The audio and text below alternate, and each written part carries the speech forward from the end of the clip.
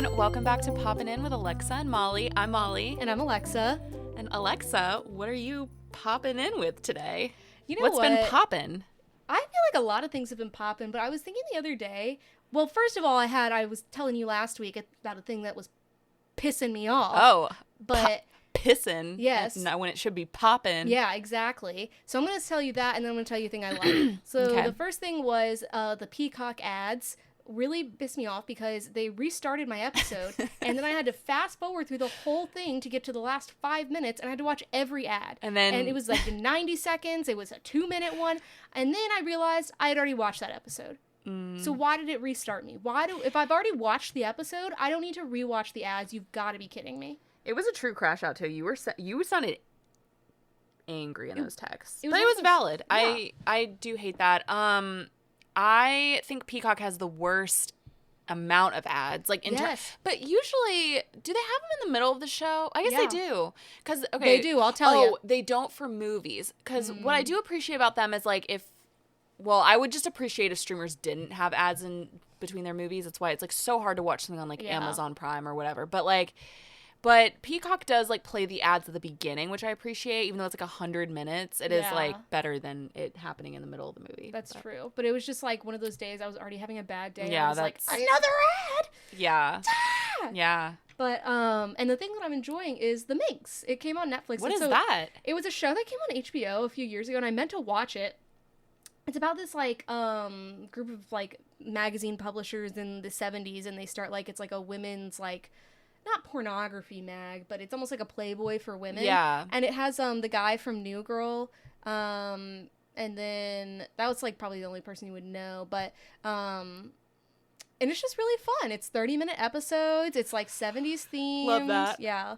I will say there are a lot of male genitals that you'll see, but they're fun. In a fun whatever way. Yeah. Not in a funny way. I mean, it is funny, but also not in a aggressive way, you know? Yeah. Yeah. Playful. Yeah. What are you popping with this week? Honestly, and we're going to get into it later, but I have been, I finished it, but I was watching the new season of Stranger Things, and it was just perfect. It was so we obviously had Thanksgiving break last week, and it was just so nice to have a show that you're looking forward to the next episode. Yes. I love when a new show is out and you can just, and I mean, I would say I binged it, but I mean, it was only 4 episodes, so you actually were way ahead of me, but I was just really happy to have that, you know? And I feel there hasn't been, I can't think of the last time where I was oh, I need to watch this immediately. Yeah. Maybe the Gilded Age. Not for you, but for me. Yeah. Or I can't think of, Task was good, but did you end up watching it? No, Okay. but it's whatever.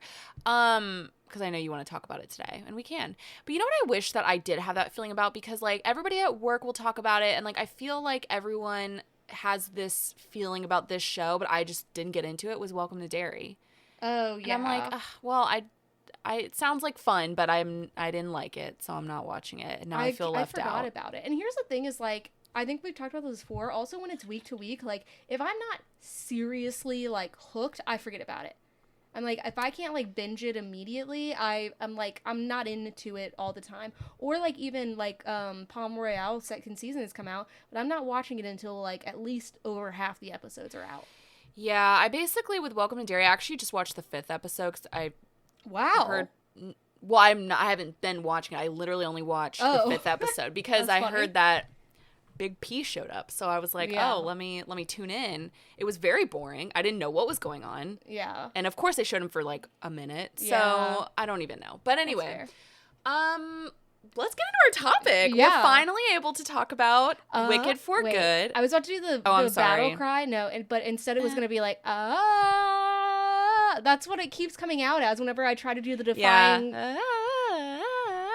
That was not good. Even relevant because that was from that was the last movie, so it's not even relevant now. I think it's still relevant. Just kidding. I've been singing it all morning, the correct version. So initial thoughts. So we did. So you saw it this weekend. Yep. And with friend of the pod, Emily. And initially, this is a very me thing. I brought our tickets weeks ago, only to go look at them the day before to realize I had bought them for the previous week. Yeah. And I literally bought the last 2 seats available the next day. I was like, Did you get your money back? no, I didn't even ask. I was just like, you know what? You probably wouldn't have gotten it back the day after, but yeah, that's true. that is unfortunate, but you saw it, and that's what's important. Yeah, and the seats ended up being better, so. Oh, good. Yeah, but, okay, initial thoughts. Well, my initial thought, okay, so before the movie came out, it was starting to, the reviews weren't great. Yeah. I won't lie. And I think, for me, I'm a fan of the musical. I've seen the musical. I've seen the show. And I think I knew going in that the second act was not going to be as strong, that the movie was not going to be as strong as the first one, because the second act of the show is not as strong as the first act. Like, the first act has just all the music. Yeah. The second act has a few good songs. Like, I love Thank Goodness, which is the opening song of the second act. It was not as good in this movie. But I also love Wonderful, which is the song that the wizard sings. And then For Good, everybody loves. I don't care about that song that much. I liked For Good. It was the only one It's pretty, but it's like, it's not my favorite because it's just, to me, like, Defying Gravity is very emotional. Yeah. And For Good, I think most people find emotional. I actually did not cry during it, which I was really, I just didn't. But I think, so going into it, like, I knew it wasn't going to be as strong, and it wasn't, but I didn't hate it. Like, I thought it was good. I thought it was fine. Yeah. I thought it was fine. And here's the thing. I think you said this, and I saw some other people who are, like, musical fans, too, where it got bad reviews, and like, the reason it got bad reviews, like, it would say, like, oh, like, the second act, like, the music isn't as good, or, like, the plot isn't as good, and it's, like, blaming the movie, and people will say, well, it is based on the second act of a musical. Yeah. And I think sometimes people forget that. Mm-hmm. And I think musicals, or, like, adaptations sometimes, like, toe this weird line where it's, like, you want to be true to the, like, original source material, but also, like, you have the opportunity to maybe enhance things where, like, the second act isn't as exciting. I also think the first act is exciting because they're at the school and everyone's together. Whereas, like, there's, like, the whole part in, like, the first part where it's, like, Jonathan Bailey's character and Ariana Grande's character. Like, I don't even know how long it's been since the last time they saw Elphaba, but they don't have cell phones or anything. So I'm like, you know what I mean? Where it's just like, yeah, you haven't. It's been 5 years, but then apparently that's not true. So I don't know. In the book, it's a really long time. Really? Yeah. It's something like 5 years or something crazy like that. But I'm like, yeah, I guess you would sometimes. Like, I feel like I would be like, maybe she has been, like, doing some bad stuff. You know what I mean? Where it's just like, I don't know, I haven't seen this person in forever. Do you know what I mean? Where they're just, like, immediately like, oh, no, like, we can't let people say these bad things about her. But it's like... Well, I think it's more because they know what she's standing for. Yeah. And they know her. And I actually think apparently it was not... It was said that it wasn't true, that it was that it hasn't been 5 years. But I don't know. I think it's more just like they, you know, because it's like they've been following the news. So it's like they know that who she is, and they know it's their friend. So they're just like, oh, we should stand up for our friend. Yeah. So I think that's more what it is. I guess. Just to me where it's like, oh, I haven't seen my friend in 5 years. So, like, I do know what they believe in, but I'm like, I don't know. I've changed a lot in 5 years. You know what I mean? Yeah. And it probably wasn't 5 years, but, like, that part was confusing to me. About, like, how much time has passed. Like, what exactly has happened. Yeah. And I think there was also some critique of Glinda's kind of, like, character change in both the musical and in the movie, where she kind of goes from being, like, in the first one, like, kind of this airhead who doesn't care about anything, and they show her kind of, like, you know, being like, oh, because of Elphaba, like, she's more interested in, like, practical things. But then I feel like she's just very different in the second one, where she does have, like, she's suddenly, like, very politically leaning, and, like, I don't know, it's interesting. I wouldn't say she's politically leaning. I just think it's, like, I mean, she has grown, like, she's evolved a little bit, but I don't think she's politically leaning. I think she's supposed to be, the whole thing is that she's supposed to be, like, optimism for Oz. So, like, Madame Morrible is, I have not stopped saying, flip it around, Wicked Witch. I cannot stop saying that, by the way. She loves that, because then it's like makes it sound like it's all about her. She loves it. Everybody's like, it's her version of there could be 1,000 people in a room or whatever. So when A Star Is Born came out, Lady Gaga was doing press for it, and she kept, because I guess she didn't know that like she didn't think about like, okay, if you're doing interviews, like your interviews are gonna come out. So if you say the same thing in every interview, like it's gonna there's gonna be compilations of you saying the same thing in every interview. And so she'd be like talking about Bradley Cooper believing in her, and she just would say, there can be 1 million people in a room, and I forgot what the rest of the phrase was, but like everyone's been quoting that whenever Michelle yells. That's funny, because that's her thing right now. She's like, Madame Horrible, flip it around, Wicked Witch. It's like, I can't, you can ask Matthew, I cannot stop saying it. I love that for her. Anyway, so Glinda is supposed to sort of be like the, like representation of positivity and like optimism for Oz. And so that's all. I don't think she's particularly political. I think she's more just like she knows what Elphaba is standing up for is right. But I also think she's like, but also kind of who cares, you know? That's how I see it. I don't think she's like particularly political. Yeah. I think like what's interesting is I think also breaking it up into 2 movies was interesting because I think like in the musical, the second half is only an hour. So they had to like kind of extend this half a little bit more to like, it's 2 hours and 15 minutes or something like that. And sometimes I could feel that, like, friend of the pod, Emily and I were watching it, and she was like, yeah, there were certain parts where I was kind of like, okay, I'm ready for this to end. Yeah, definitely. Whereas the first part, I didn't feel that way at all. Yeah. So the thing about the splitting up into 2 movies, when I had first heard it, I was really annoyed because I was like, that's just a money-making thing. Come on.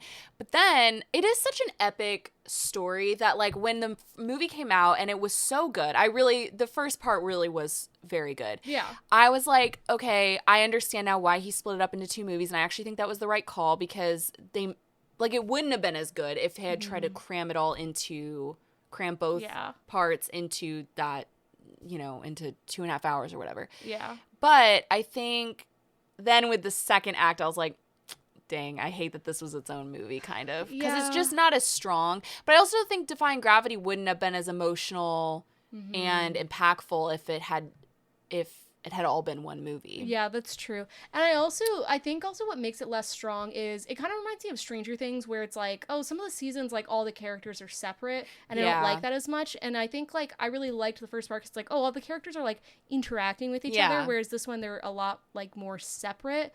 And I think also, here's the thing, is, like, so the original source material, like the book Wicked, is hugely like it's all political, strong hand, and this one has like the political like messages behind it, but it feels sometimes a little bit odd because it's like, wait, what do you like? You know what I mean? Because it's like, oh, but we're like in a musical and everything's beautiful and like we're singing, but also like the animals are getting like caged, you know what I mean? Because you kind of forget that the animal thing is what she's fighting for. And also, so in the musical, Nessa, Elphaba's sister, she turns into a tyrant, like a fascist. Which feels so out of the blue. And the thing is, in the musical, it's like, she's just evil, and you're like, okay. But in the movie, it's very much like, I kind of thought it was interesting, actually, that they did it like this, that they showed her, it was more like she was having a tantrum. Yeah. But in the musical, she's just at that point is like a fascist. Yeah. And I thought that was an interesting change.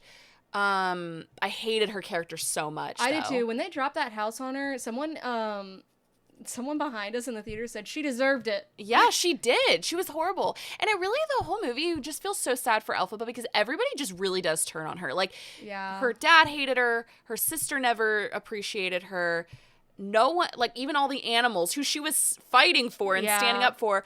Fuck the Cowardly Lion. Yes. Fuck Coleman Domingo. I know, which I didn't know that was Coleman Domingo until I was listening to something. I was like, people were like, oh, Coleman Domingo. I was like, what was he in this movie? 2 seconds. Yeah. Yeah. And it's fine, but I just was like, oh my God, he sucks. Yeah. And so the only people she really has is Glinda and Fozzie Bear or whatever that bear called.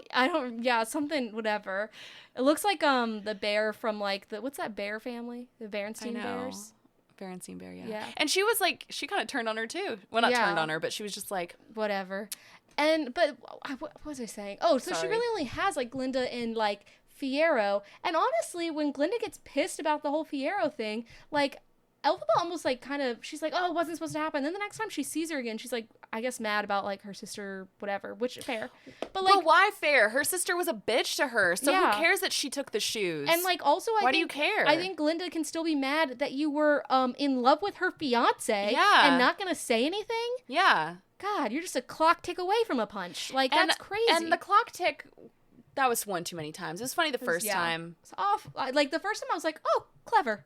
Not only that, but at one point I think she actually uses the word second. So it's like, Yeah. well, what was the point of clock tick? Yeah, exactly.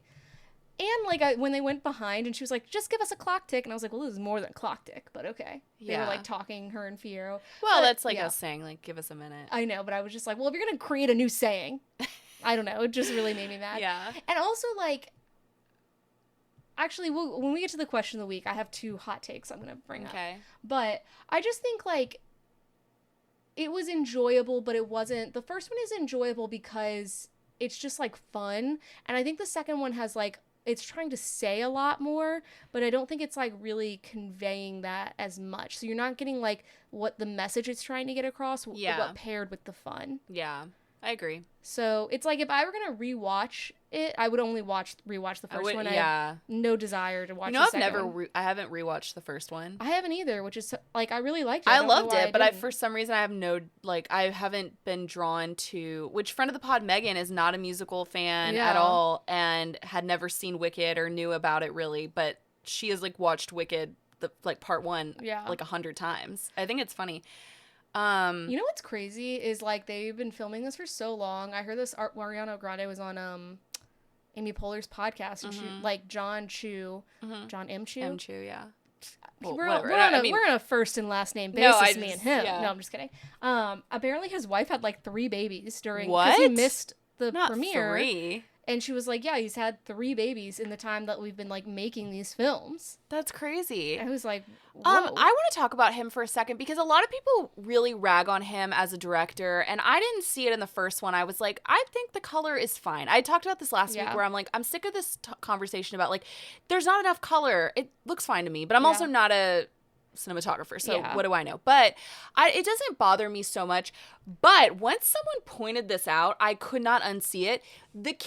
He does not stop moving that camera. Oh, really? The camera, okay, watch any clip from that movie. The camera is constantly moving. It is actually, it never stays still once. I haven't paid. Not once. That's interesting because I hadn't seen a lot of people talk about the color in Wicked, and I noticed it this movie where I was like, it felt like the contrast was turned down. And I think the reason people are mad about it, I do understand, is like Wizard of Oz is so bright and colorful. It's like known for its Technicolor. And, like, you can see, like, on that set, like, everything is so bright right, and the colorful. set, and then they released photos of the set, and it was so colorful, and everyone was like, "Are you kidding? Like, where was this then?" Yeah. But I think, and so I see that, especially in this movie, but it didn't really bother me that much. But the camera work really bothered me. It does not stop moving. Yeah, it wasn't my favorite. I also was gonna say I feel like the love between Elphaba and Fiyero felt kind of random. So I actually, that will probably, well, we'll get into this, but I was gonna say that's kind of a hot take of mine is I actually don't think that they had great chemistry. I actually felt like Glinda and Fiyero had better chemistry. I think so too. Or, like, honestly, Fiyero and anyone else. Like, I just was like, Elphaba and him, like, I'm just not feeling it. Yeah, and Elphaba and Glinda have great chemistry. Yeah. But I just didn't think the two of them, and, like, that's how, same with the musical, to be honest, because, I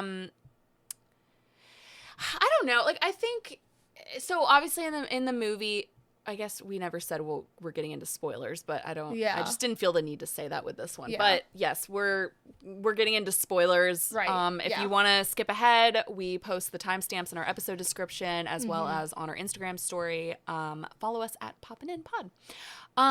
But yeah, Elphaba and Fiyero, like, they end up together. And the thing is, like, they don't really show. They do show, like, in the first movie, they run into each other, and they, like, she likes him, and he ends up with Glinda, and so she's like, I'm not that girl.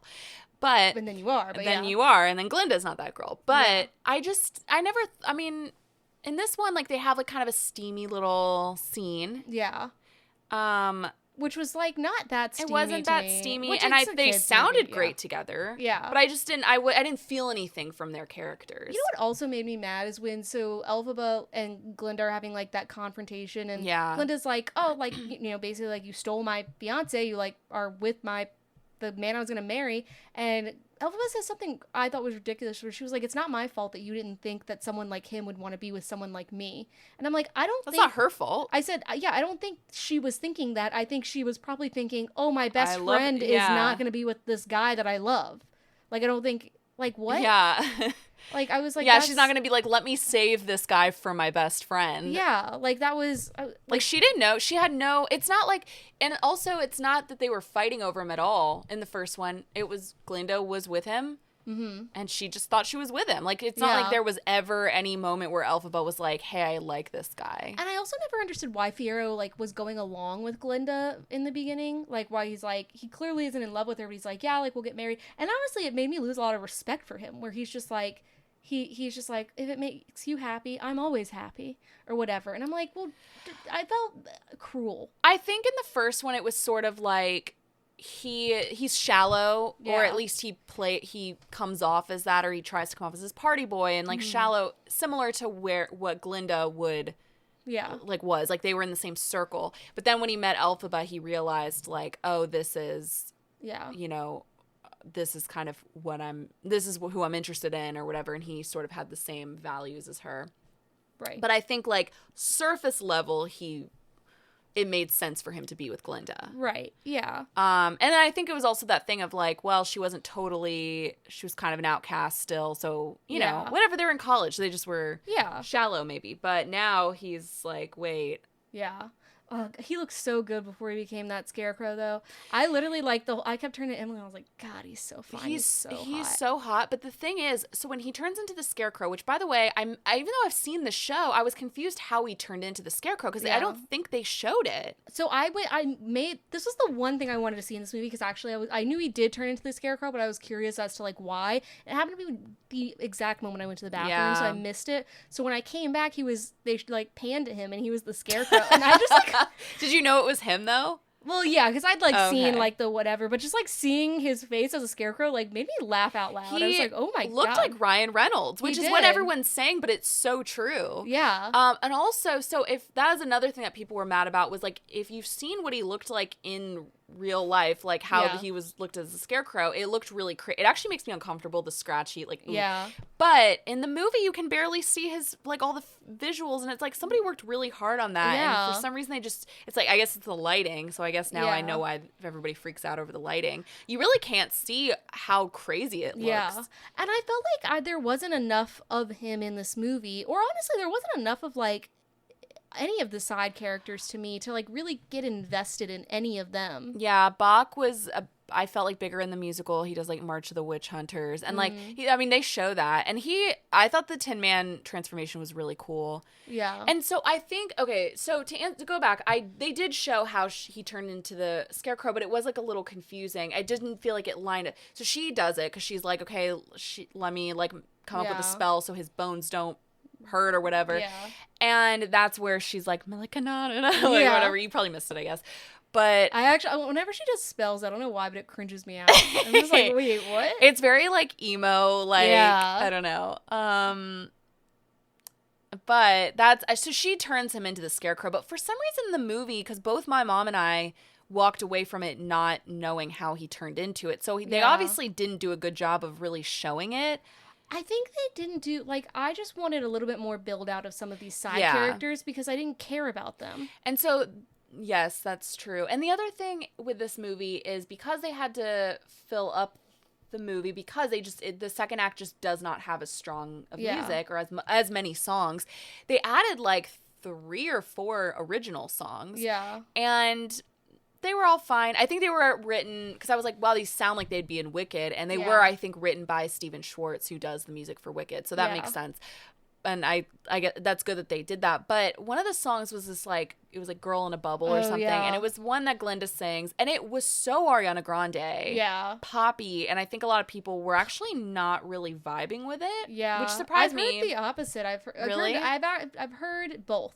People say that they really loved it or they really didn't. And It was but fine. It was just like a little like they were slow filling it out song. with like these new songs, which is great, but I'm like, I They just were all needed more character slow. development. Yeah, they were all slow. There was Yeah. no like defying gravity, no popular type No things. showstoppers. Yeah, exactly. Yeah. I do love the song Wonderful that the wizard sings, but they did it differently in the movie where they had Glinda singing too. And which I didn't hate actually. I thought it was nice and they were dancing and stuff. Like I didn't think it took I thought it kind of added to the scene. But I didn't like how they sang it really. Like Jeff Goldblum, who I think is like I do think he's a good wizard. Yeah. He can't really sing, so it just Yeah. didn't sound great. Yeah. But I think as an actor, I think he was a good fit for the role. But I felt like his song, like I didn't like this version as much. Yeah. Also, can I just say it really like made me mad how they did the whole like Elphaba is the wizard's daughter thing because like so you see she gets the I'm melting scene or whatever and she picks up and Ariana Grande picks up like this green vial which I thought Elphaba was going to be in for some reason. I was like, "Oh, maybe she melted into this bottle. I don't know." I was like, "Whatever." And then Ariana Grande takes it to the wizard and is like, "Oh, like do you remember this bottle basically?" And he recalls from like what 25 years ago an Yeah, you'd affair think he would have like bedded a million women, so why Yeah, would he just bedded. remember? Yeah, Whoa. he's the wizard. You know, I feel like that's how they would He's say out it. here a bedding and a biding. Yeah.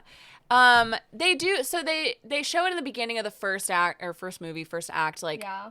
where he's like, have another drink. Yeah. And he gives her the green elixir, and that's how Elphaba. So he is Elphaba's father. But they really, and I think it's actually very similar in the musical. Like they kind of touch on it shortly, but they don't really give a lot of attention to it. They're just like, he is your father, and then it's like, anyway. Yeah, which is crazy because in the book, I think they do like play it up more. Like it's like there's more attention given to it. But I'm just like, well, it just seemed really unnecessary. Like I was like, oh, like okay, abrupt, and that's why he feels really bad, so he has to leave Oz. I'm like, he doesn't seem like he cares, but okay. Yes. So my other gripe with this movie that it did not bother me in the first one, and it's because she didn't have as many lines or singing lines. Michelle Yeoh, I just was horribly miscast in this. It was actually really bad. Wicked Witch. Lovely person, but I just don't think she was cast well in this. And what made me more mad was finding out that Hannah Waddingham could have been. Oh, she would have been a good one, yeah. Also, Cheryl Lee Ralph from Oh, Abbott yeah, Elementary. she She's would've- actually played her on Broadway. She would have been excellent. So either of them being her, like when I found out that it could have been either of them and they went with Michelle Yeoh, Yeah. who she apparently told John M. Chu, like, I can't sing. And he was like, I don't care. Why? No, you should have cared. Yeah. You should have cared. And it wasn't even... I just didn't think... It wasn't even just her singing voice. I felt like her, like... She just didn't fit the role. Yeah. And I really didn't notice it in the first movie. She only has like one singing line and it doesn't really matter that it doesn't sound bad. Like it just wasn't noticeable. And this, she had more singing roles and just like the way she delivered lines just didn't sound right in this movie. And I don't know. I was so disappointed in like the fact that it could have been somebody else. I got like nothing from her. Yeah. Like again, I think like all of those side characters, I understand that it's about like Glinda and Elphaba, but like I'm like, well, I just don't care about the side characters, and I think that's what made part of it boring. You know? Yeah. I'm just like, okay, well you had to make me care about these people that you're telling me about, and I don't. And I'm sorry. Now, Not memorable. Yeah. So yeah, she was not good casting. Everyone else still great casting though. Yeah. Honestly, as much as like we've been saying like negative stuff about the movie. I will say I think Ariana deserves another Oscar nomination for this movie. I think this movie she really came into her own. I think she really I know like it's about the Wicked Witch, but I would say the second part is really about her. About Glinda. She has more depth for sure. Yeah. When she sings in the song Thank Goodness, which is like the first song of the first act. Yeah. She has like a scene where she's like singing and like she just gives so much emotion and it's like a solo and it's just on her. That camera's moving, but it's still like it's on her.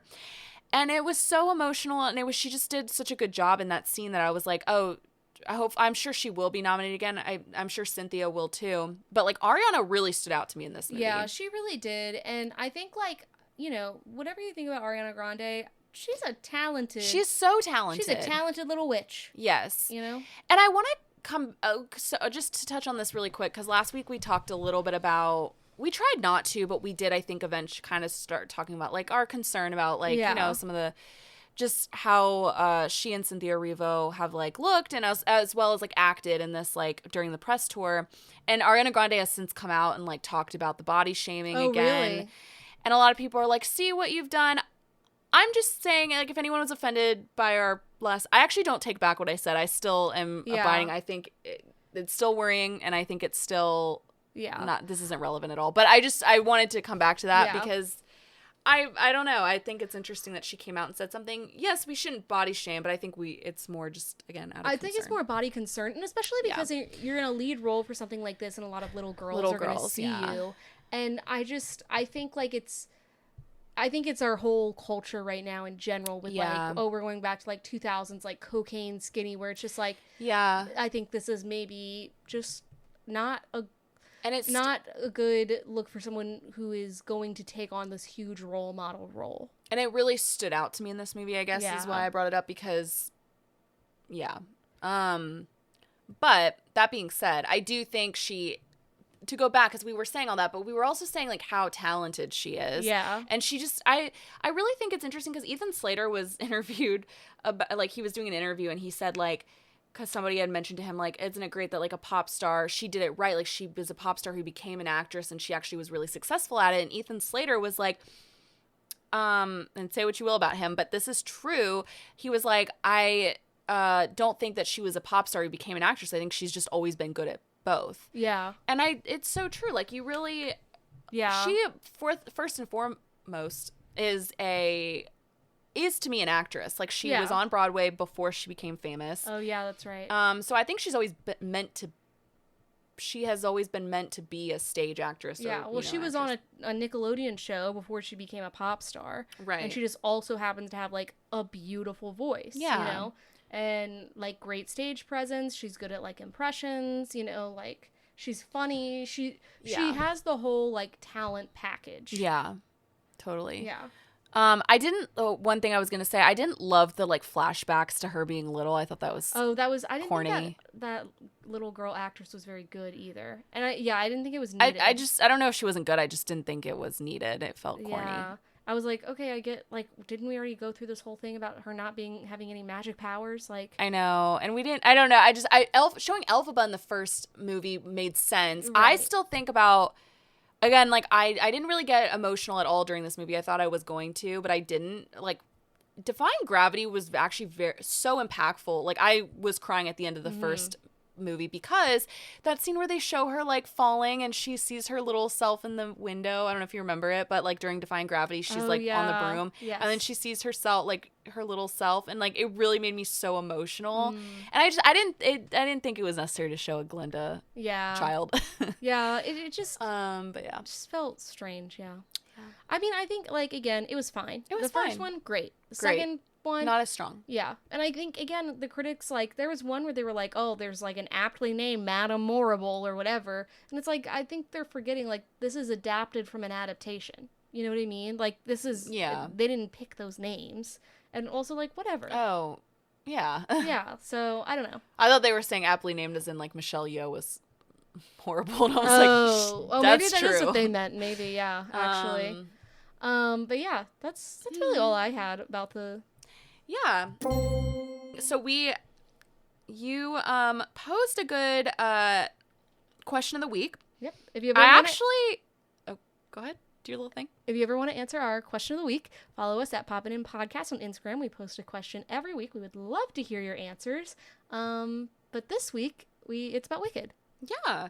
So I actually posed 2 questions. Yes, I saw. Because I just thought it was okay, so we asked, what are some of your hot takes about Wicked? Yeah. What are some of your Wicked hot takes? Ooh. So wickedly talented. Okay. Do you want to go first, or do you want me to go first? You can go first. I think I kind of already said mine, but you go Yeah. first. So I have two. So Yeah. the first one, I think I've already told you. I understand Cynthia Erivo loves her nails. Nails are her thing. It really like pissed me off in the movie that it's like we're seeing the Wicked Witch. She's basically dressed in hay bags, and then it like pans down, and she has the longest nails possible. They're like bejeweled, But and witches like have long nails. not like that. Like she Not bejeweled, but yeah. You know what I mean? Like I'm like, okay, she went to a salon, but she's like, wearing hay bags. Like I was like, I think it would have been fine if they were just like long and green, or like, you know what I mean? And like they just were like a little bit ridiculous for the character. Yeah. I'm like, Elphaba would not, I don't think, have all of this. I don't think I even noticed it in the movie. Okay, I'm also like not a big long nail person in general. Neither am I. Well, it's also like it poses the question of like, how do you function with them? Not well, probably. Yeah. I don't know. I can't imagine taking a contact out. That'd be crazy. Go to the hospital. You're right. That's a pretty bad one.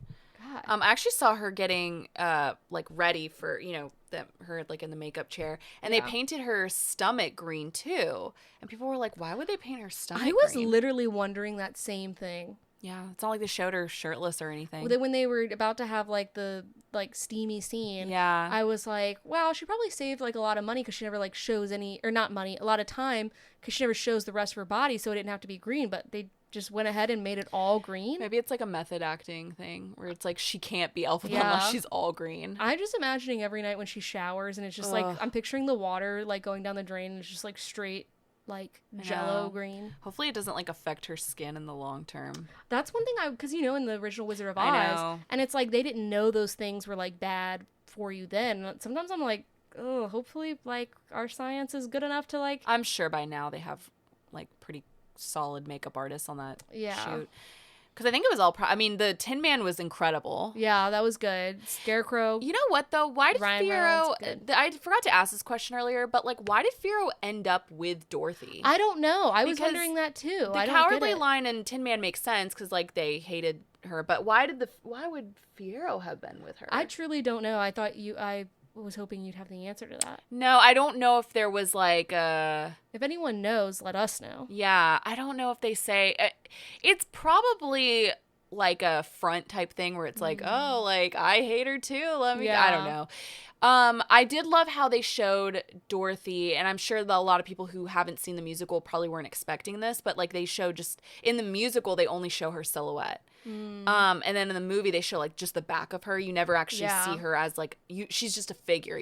She's not a character. And I thought that was a pretty interesting take. My hot takes, wait, did you do your second one? No, you can do your other one. My first one I already said earlier, but I don't really think that Fiyero and Elphaba had a ton of chemistry. No. Their song together, they sounded beautiful together. Like the song was really good. And I forgot to mention Cynthia's like version of No Good Deed was really good. But that being said, they sang As Long As You're Mine, and I just don't think that they have a ton of chemistry. I wasn't feeling their relationship. Like even like their steamy scene, I was like, okay, these are just two actors paired together. Yeah, exactly. Which was interesting. But I would agree with that. Yeah. My other hot take is, and I'm gonna think of how to explain this, but this movie is great because it shows a friendship between these two people or these two women. Then you don't get that a lot, and I think that's great. Yeah. And it's supposed to be like Elphaba's story, like she's the main character, and it's supposed to be like redeeming for the Wicked Witch and like whatever. I think sometimes it does the opposite a little bit. Like, we always want to... I think Elphaba is a great character because of her morals and everything, but I think little girls, if they're, like, going to dress up, like, they're going to dress up as Glinda. Yeah. And that's just, like, because she's the pretty one. She gets all the, like... And not that... I mean, Cynthia Erivo's beautiful, but she's it's green. Like, her outfits are... Yeah. Yeah. Yeah, she's like head to toe green, you know? Right. And I would just meant like Glinda's whole like appearance is pretty, you know. And so sometimes, and I think, sometimes I feel like Ariana Grande has gotten more attention for this film than Cynthia Erivo has. It's true. And I don't know if it's just because like Glinda is just a more dazzling looking character. Like, and sometimes I think like, it's frustrating because we want to have these stories where it's like, yes, this isn't a traditionally beautiful girl, but like look at how awesome and amazing she is. And yet I think sometimes as a society we're still just like, but look at this shiny object over here. I know. And that could just be, maybe not everyone feels that way. Like, I know when I saw the musical, or, you know, and just in general, just the show, I think I'm more like, I love it. This is not specific to the movie. I think I obviously love Glinda's character more. She's funny. She's interesting. And not that Elphaba's not interesting, but she's very brooding. She's very, like, you know, serious, and she's a powerful character, but she's not interesting in the way that Glinda is. Yeah. And so I think that just in general, she's really funny. She's bubbly. Like, that's just more fun to watch in general. Yeah. But I do agree with you. And that's why I had to kind of come back and say, because I'm such a fan of Cynthia Erivo. Like, I've watched, like, everything she's in. Like, also I love her. super talented. So talented. Beautiful, lovely. And the thing is, I don't want to take away, like, when I said, like, Ariana deserves another Oscar nomination for this movie, I think Cynthia does too, but I do agree that, like, there was just, now, like, in the first movie, I felt like it was both of them. Yeah, like, it was they more were both, equal. but in this one, I felt like I was watching, like, you were kind of waiting for Glinda to come back on the screen. Exactly, yes. And I'm saying this as someone who, I was thinking during the movie, I was like, I do recognize, I think I'm like the Elphaba in a lot of my friendships, where I'm like, okay, there's always like, and I think it's very like representative of like a lot of like female friendships, where it's like, this is like the super girly, like really like peppy, whatever, and then this is the one who like wears all black and is like, I like to read a lot of books. What's funny is, like, you have dark hair and you're wearing green right now. And and I literally, one time Pinterest told me that my fashion style was cool witch, and I was like, I'm thrilled. That's amazing. And like literally during the scene where Ariana Grande Glinda like walks in, and it's like her closet and it's all these beautiful pink dresses, in my head I thought, this is Molly's dream. Yes. Yeah. I love Glinda. Yeah. So I love Glinda too. Yeah. But I recognize, I'm like, I think there's always just like I always think of Giggly Squad too, where it's just like, okay, there's always like a Paige and a Hannah. There's always like I wear bows and I dress up, and like I have stains. The other one's like, I have stains on my shirt. You know what I mean? Yeah. I think you've got some Glinda too. Thank you. I appreciate that. Because you're like, I kind of would call you bubbly. Yeah, I think I'm pretty bubbly. Yeah. I was also going to say one thing about that I always found really interesting when I saw the show. It really stood out to me, was like, even though I consider Elphaba the main character, I always thought it was interesting at the end when they come out for the bows, they come out, the two of them come out together. Yeah. And they bow together. So that tells me, like, they are both the main characters. But this, like, the second one just really felt Glinda-centric, almost. Well, and I was going to say, like, our argument of, like, oh, this should be about Elphaba. It is actually, they are supposed to both be the main characters. And I actually do still think Elphaba is the main character. Yeah. Cynthia Erivo has top billing. Also, can I just say, am I missing something? Ariana Grande has a different name now. What? Like, if she's being billed. Oh, I think she's took her dad's last name. But when did that happen? I completely missed that. I think a few years ago. So I think when she's like in films and stuff, I think she's been going by Ariana whatever it is. I have not seen that. Butera or something? Yeah. I have not seen that at all until this movie. I don't know how I missed that. Don't quote me on that, but I think that's what it is. No, I think you're right, but I just was like, wait, did they do that in the first movie? I wasn't paying attention. I don't know. I wasn't either. Yeah. I felt like I was like losing it though, because I was like, wait, when did that happen? Yeah, I don't know. It's not a huge deal. I just was curious. So my other hot take is, it's not really a hot take. I just can't think of others.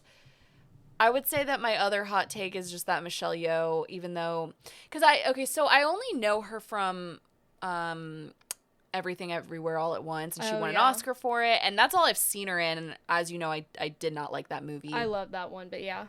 And so I just have not seen, like, so just the fact that John and she was like, she has to be Madame Morrible, I'm just really questioning why her performance was very disappointing to me in this movie. So I guess that's kind of my hot take. It's not really a hot take because I think a lot of people are saying that, but okay, that's all I could think of. Did we get any responses? We got a lot of responses. Wow. So Kelsey said, I prefer Idina Menzel as Elphaba. Okay. I haven't seen the musical, so I can't. It's interesting because I like when I listened to the Wicked like cast album, I actually, this is kind of a hot take. I actually don't think Idina Menzel is that great. She's great, but she's not like, so in between the two of them, I think like Kristen Chenoweth really blows Idina out of the water, actually. Her voice is unmatched. Yeah.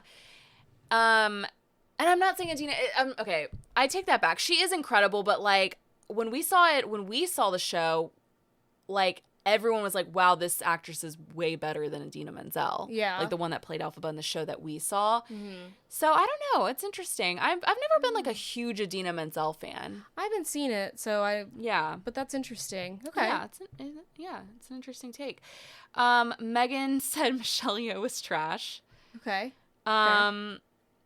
Yep, we covered that. Yep. So, Brennan said the new songs for the movie suck. Yeah, I've heard that a lot. Yeah. Close. So Liz said close to perfect for a famously difficult genre to adapt, minus the eating disorders. Yeah. Yeah. Yeah, those were our responses for that one. Okay. And then we also posed another, like a little alternative question, because I just thought it'd be a little fun. Now that both parts are out, I kind of was just curious what people's thoughts were. I asked, what's your favorite movie musical of all time? And I'm curious to hear yours. I'll just read off the answers. Yeah, go ahead. Okay. Kelsey said, Hunchback of Notre Dame. Okay. Like the Disney? I think so. Which that's interesting. I don't know Does that count? There's music in it. Yeah. Okay. They also did make a... Wait, what was the question? What's your favorite movie? Okay, movie. So yeah, I can't say. I was gonna say like... I was like, they did make a show about, but she's obviously talking about the movie. Yeah, I'm trying to think of the songs from that. There's only one song I can think of from that, unless I'm forgetting. I think I've maybe only seen it once when I was like 7. I actually hated that movie as a kid. Really? Because I felt so bad for Quasimodo. Oh, yeah, that's fair. There's like a really sad scene where they're all throwing tomatoes at him, and I hate it. I hated it. I could see that, yeah. For me? Yeah. Why? Just because you don't like any like kind of like bullying or like you're very like kind in that way, so I could see like little you just being like no. Yeah, that's exactly how I reacted. You like run in front of him with your body, and you're just like, not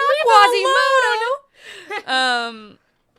And then Pia said Moulin Rouge. Okay, yes, I love Moulin Rouge. I'm not like a big movie musical person. That was like one of the first ones I ever watched. And at first I'm kind of like, it's a crazy movie. What is happening? And then by the end I was like crying. Yeah, it's really like, good. whoa. And it's not, I mean, jukebox musicals are interesting, but I think that one's just so... Oh, is that what you call that genre? I don't know. Yeah, when it's like they use like regular songs in it. Okay. Makes sense. To tell the story. I love a good jukebox musical. Sometimes I think they're a little lazy. Nowadays I think they're lazy. But at the time, I think it was I love it. And I love, even though they can't really sing, I loved Ewan McGregor and Nicole Kidman in it. Eric said Grease. I love Grease. Yeah. Grease is a phenomenal movie. Like for a movie musical. Like I think that movie is perfect. I love it. Kelsey said Phantom of the Opera. Mm-hmm. Phantom of the Opera was my sexual awakening in middle school. I love that like in for 6th or 7th grade. I could also see that for you. Yeah. The Quasimodo and the sexual awakening. It's so funny. So I was like obsessed with the Phantom. Gerard Butler as the Phantom. I could not give less of a shit about Gerard Butler today. Yeah. But for some reason, like 12-year-old me, 11-year-old me, whatever, was obsessed with him. That's crazy because my sexual awakening was The Sandlot. Part 2. Who's in The Sandlot? Like, what I don't about remember it? There's like the main guy, and I've he's so cute. Really? I mean, to clarify, when I was 12 and he was 12. I'm saying that now as an adult, and it sounds weird, but when I was 12, I was obsessed with him. I don't care about baseball at all, but you'd think I did by how much I wanted to watch that movie. The only thing I know from that movie is the red bathing suit. Like, I don't know any. Oh yeah, that's from the first one. There's you 2. said The Sandlot 2. Yeah. What? Yeah. I couldn't even tell you what those movies are about. I'm guessing baseball. Yeah. Yeah, that's like one classic movie I've like never seen. It's good. Aww. Megan said Rock of Ages. Never even heard of That, okay, so I thought I loved the movie. Tom Cruise is phenomenal in it. I have never heard of this. What? You've never heard of it? No. Interesting. So if you guys don't listen often, I'm not like a musicals person. So this came out probably in like, I want to say like 2011, and it has like Julianne Hough was the main character. Who was the guy in it? I can't remember. But like Alec Baldwin. It had like one of those like all-star casts. So it was like Alec Baldwin, Russell Brand, a very problematic cast now. Yeah. But Tom Cruise, who's the girl from what's the Hunting Wives show that you like? Brittany Snow? The other one. What's the name? Malin Ackerman. Yeah. She was in it. Like, it had a huge cast, but... So I thought I liked the movie. Then I saw the show, and I was like, oh, the movie's trash. The show's amazing. But I can see... So it's all 80s, like, hair band music. So that makes a lot of sense for Megan to, like, rock the ages. Yeah, that makes sense, yeah. Brennan said Mamma Mia. Okay. Liz said Camelot, which I've actually never seen Camelot. I haven't either. Liz has really good Responses? Yeah, responses. Yeah. Cordy said The Sound of Music, which I would say that's arguably probably the best one. Okay. And this thing about The Sound of Music is I have seen the play, like multiple versions of the play. They're never good. Interesting. Ever. The movie always blows that show out of the water. I've only seen like bits and pieces of it.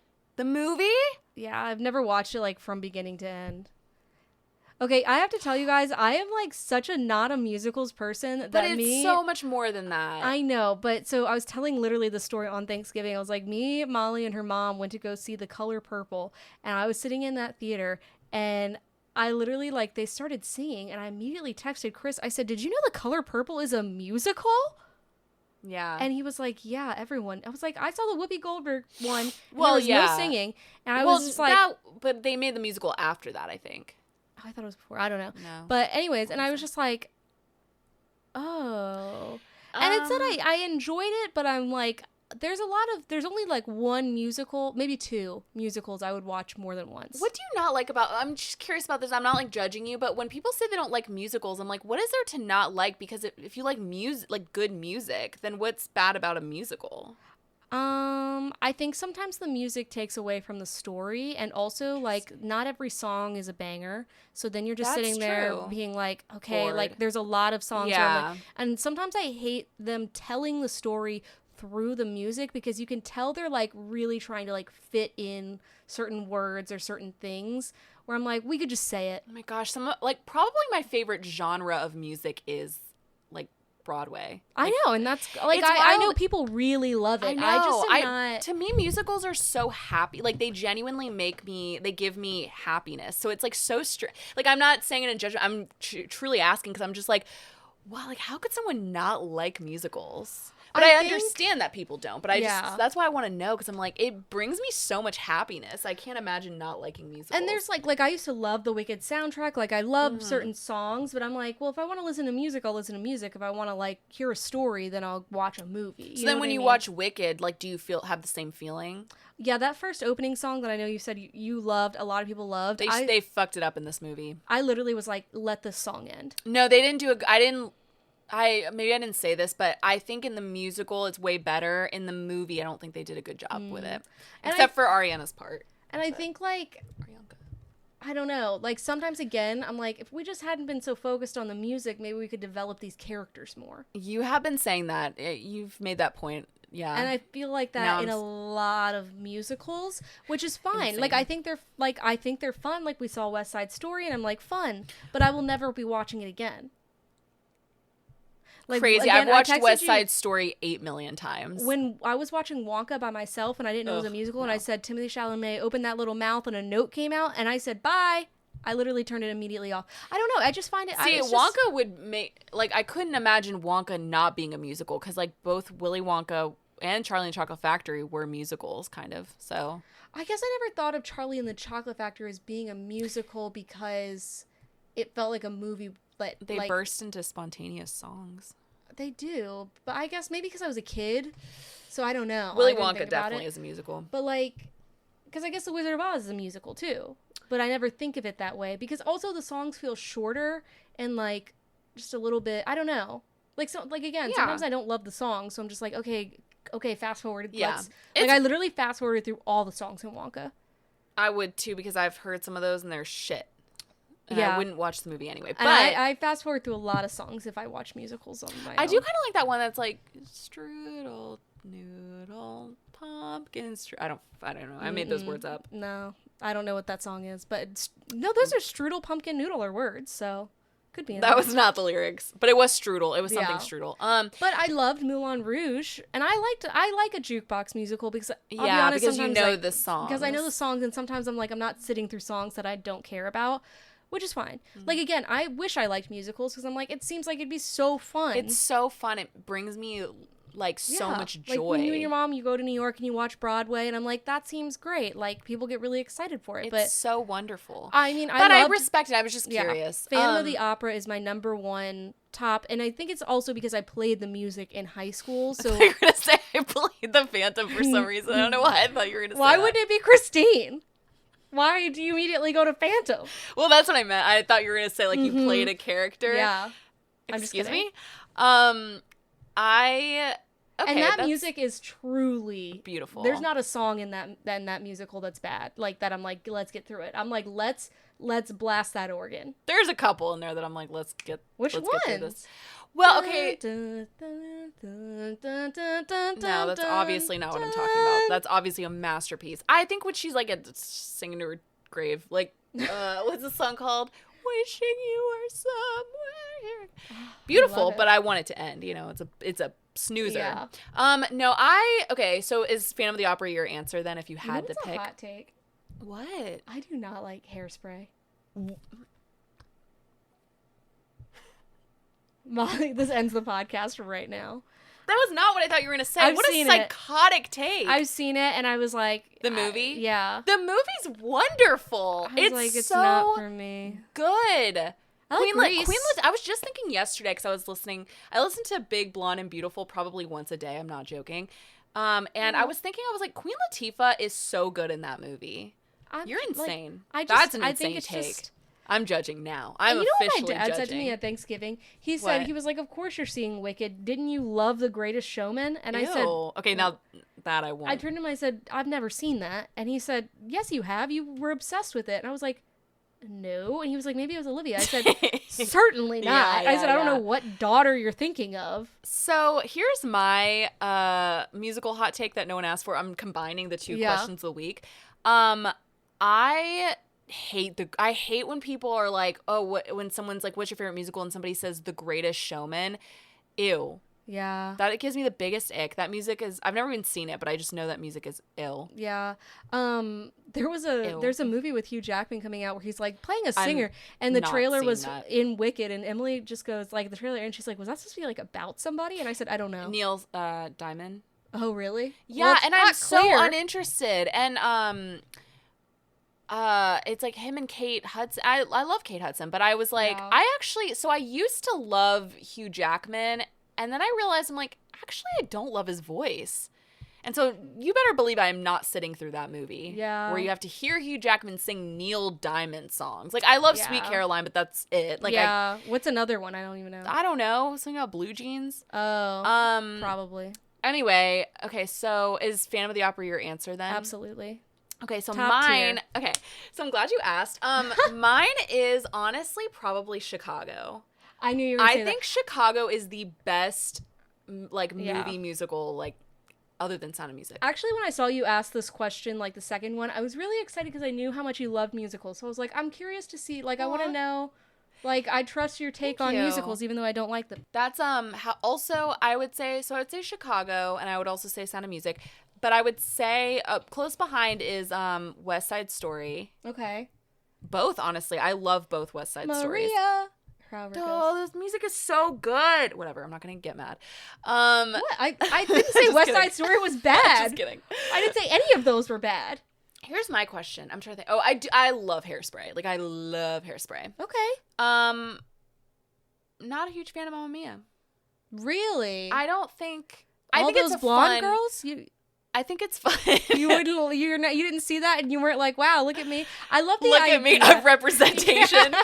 I love the blonde white woman representation in it. No, I love Mamma Mia, but the movie to me was just like such a joke. Like none of the people in it should have been in it. Really? Except for Christine Baranski, but that's I've never heard anyone say that. I know. I like the concept of this but... woman moving to Greece and being like, I'm starting my own hotel or but whatever see, she does. So I appreciate the musical itself. I think it's a good story. Like I actually think it's a really cute, like how they did it. But the movie, I even thought Meryl Streep was not cast well in it. I personally don't love her voice. That's another hot take of mine. Okay, interesting. What else do I love? I won't go into every musical, but I would say Chicago is probably my number one. I think they did a phenomenal job with that. It actually caused me to not want to ever see the show because I was like, they could never live up to it. I've never seen the movie. I saw the Broadway musical and it was like one of the best musicals I've ever seen. So I'm like, okay. Well, I guess the original, and now I know why people love it so much. But the movie still is phenomenal. Wait, you never wanted to see the original live show? Yeah, because I was like, I love the movie. I saw the movie as like a end 5-year-old. Mm-hmm. Okay. Sorry. Yeah, I saw it on Broadway with Cuba Gooding Jr. And it was like one of the best shows I've ever seen. So people love Chicago. Great. I also want to ask, what do you think they'll like? I have my answer, but what would you want to see next, like be made into a movie? You don't care about musicals, so I don't know why. I'm asking. Well, I'm surprised they haven't like already started making Hamilton into a movie. Yeah, that's my. So I have this thing where I'm like, I try to think of like what are the most like epic musicals, and I think in terms of like a story, and I think like Les Mis is number one. Oh yeah, I've heard about Les Mis. Wicked is obviously an epic. I would say Phantom of the Opera is an epic. I actually want them. No, okay. I actually would want them to. I actually love Cats, by the way, the musical. Yeah, it's phenomenal. I think Cats the movie would have been better if the cats didn't look so freaky. There's a lot that would have been better if they had just not made it. Probably is number one, but I think Hamilton. Oh my God! That's my answer. I love the Fiddler on the Roof movie. I was saying it as a joke, but okay. No. Fiddler on the Roof is my second favorite musical of all time, and the movie is incredible. Okay. I'm not gonna I want to tell you to watch it, but I'm not going to. Do you think like I was thinking about like musicals? When did musicals really start? Because I feel like maybe like in the early 19th century and earlier, it was just like the opera, and somehow it transformed to musicals. You know what I mean? Yeah, I mean I feel like the golden age of like Broadway, so like would be like 50s, but obviously they had musicals before them, but I would say like, that's when it kind of took off. But wait, so Fiddler on the Roof used to scare the shit out of me as a kid, but I don't know why. I don't know anything about the premise or anything. It is such a beautiful movie. So good. Anyway. Also, here's another hot take. But I hate Annie. So I grew up on Annie. Annie raised me, actually, both movies. I don't think I have ever had the desire to see the actual show, though. I don't know why. When I watched that movie, I was like, fuck this little girl. She's so annoying to me. Far away. You're like, you know what? Enjoy your orphanhood. She's out there wailing. You and Jerry Seinfeld. What? Oh my God. Jerry That's Seinfeld's his parents. Yeah. What a are both crazy orphans. lore. Call back. It's the craziest thing you've ever said. Go anyway, listen to our early episodes. So I can't believe we're still on the topic of musicals. I know. But I do want to say... You're like, I can't believe it. I know. I'll keep going, though. Hamilton, I think, will be the next one. And I think it'll be a huge thing when it does get made. And I'm excited for it, actually. Guillermo del Toro's making Phantom, so... Is he, or did he just say he wants to? I don't know if he actually is making it. I hope he is. I can see it. I would really love to see... I have some ideas for casting. He needs to hit me up. I have some ideas. Yeah. Oh, the Book of Mormon, I could see. I don't know if they would ever make that into a movie. I do kind of want to see that one, though. The show? Yeah. It's very good. It's so funny. Okay, so thank you all for answering our questions, though. We got a lot of good questions. Yeah. We got a lot of good responses, and I was so shocked when I saw how many people answered the movie musical one. I was like, oh yeah, people love musicals. Except for Alexa Doran.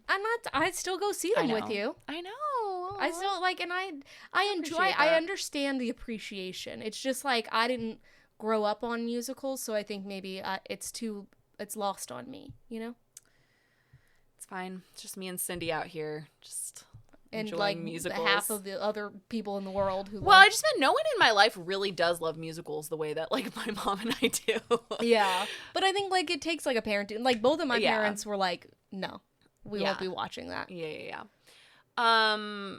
Except for my mom one time put on Dear Evan Hansen. I was Oh like, my god. I've never had a desire to see that show. I heard the movie sucked. she loved it, and I was like, Really? I think It's maybe very you, depressing. yeah, well. But anyways, so as always, follow us on Instagram at Poppin' In Podcast if you want your answer read out on our question of the week every week. Wow. Meow, meow, meow, meow, meow. Ah. Okay. Anyways. Oh, Yeah. can I say really quick? Yeah. When we asked each other earlier what we were popping in about, one thing I didn't mention, and it's so random, I have a new fixation. Ooh. A new hyperfixation. And that is, I watched Shawshank Redemption for the first time. That is not. I thought you were going to say No, the of course Alexander not. Skarsgård Of course movie. you would never. No, I do Okay. want to see that though. Matthew and I, it's because I was listening, shout out to What Went Wrong podcast. Yeah. They really caused me to watch things. Yeah, they do. Because the thing is, Shawshank I've always like seen parts of, but I've never actually sat down and watched the whole movie. And I told Matthew, I think it was like Wednesday night or whatever, I don't know. I was like, I really want to watch Shawshank Redemption. He was like, that's like one of the classic movies I've like never seen. Yeah. And I was like, same. And so we watched it and we both loved it so much. And I was It's like, a great film. and it's so funny I haven't because seen it in a long time. it's I always probably one of the best movies I've ever seen. I do always get it confused with The Green Mile. I know, but that's another one where I've only seen like parts of it, but not the whole movie. Mm-hmm. But Shawshank really impacted me. Like it just really affected me. And what I love about it is every person I've told who have been like, yeah, I just watched Shawshank for the first time, and no one's ever just like, what? Like, why are Yeah. you talking about this? Everyone like fangirls about it with me. And I'm like, yeah, it's a great film. I love I need it. I need to rewatch it. It's been probably like 15 years since I've seen it. it's so good. I mean, So I just had to come back to that because I'm like, that's what I'm popping in about right now is Yeah. Stranger Things and Shawshank Redemption. yeah. Okay, so Stranger Things. Speaking of I told Stranger you, Things. this is how they really reeled me back in. Yeah. You were rewatching like the show beforehand, and I think I said on the podcast, I was like, I'm not all about that. Like, I'm like, I really liked it, but yeah, like, I'm just gonna keep you said watching you it. were like, that's not my problem that they took 3 years to. Yeah. And it's not. No. Yeah, but they hook, line, and sinker. They reeled me back in because I'm here to tell you on Thanksgiving, I got stuck watching a lot of football. Mm-hmm. Y'all know I don't care about football. And in my head, I was like, I just want to go watch Stranger Things. I had a horrible a migraine so bad, like the side of my head was bruised for like days after. Yeah, that happens sometimes. It's okay. How does it manifest into a bruise? Not like like it feels like it's like my head is sore from where the migraine was so bad. But you know what Okay. I did? I took an eye patch and I put it on my bad side, and I had an ice pack strapped through the eye patch, and I watched Stranger Things with one eye because I said I need to keep you need it to watch going. it with both eyes. I'll rewatch it. I don't know if Stranger Things would be the right show to watch with a migraine. No, it was horrific, but I Yeah. enjoyed it also. Yeah, there's a lot of blinking light, like flashing lights. It was tough. So sorry about the migraine. Pain and pleasure. In I know one- how that feels, and that's one go. terrible. But Yeah. Stranger Things, though. Yeah. Here's the thing: it's interesting to me when you texted me that, like, because you had finished it within like a day, I think. No, it 2 took days. me like 2 or 3 days. Yeah. Well, I was happy. So I thought it wasn't coming out till Thanksgiving, and then all of a sudden it was Me like too. coming out Wednesday, and I was like, oh, perfect. So Wednesday night, like I Yeah. watched the first episode, and I didn't watch it. I didn't binge it. Well, I guess I kind of did. I watched it in like 4 days. Yeah. But only 4 episodes came out. But I was so excited. So it was just like volume 1 of season 5. Okay, it's funny that you said it reeled you back in because I will say it did not reel me back in until about episode 3. The second episode I like couldn't get through. I don't know what it was. It What was so happens in the second one? I don't know. It was just so slow, whatever it was. Yeah. And honestly, like I just kind of was. It's definitely such a different show than it was. Yeah, I think it reeled me back in because of the vibe. No, of yeah, it and, I like, actually am very much now. I'm like, oh, I'm so excited for the next episode, Yeah. and we have to wait till Christmas. which does make me mad. But It yeah. makes me mad too. But so it did eventually reel me back in. But when you had texted me that, I was just like, ugh, I can't even get through the second episode. I feel like. Yeah. I think it is so.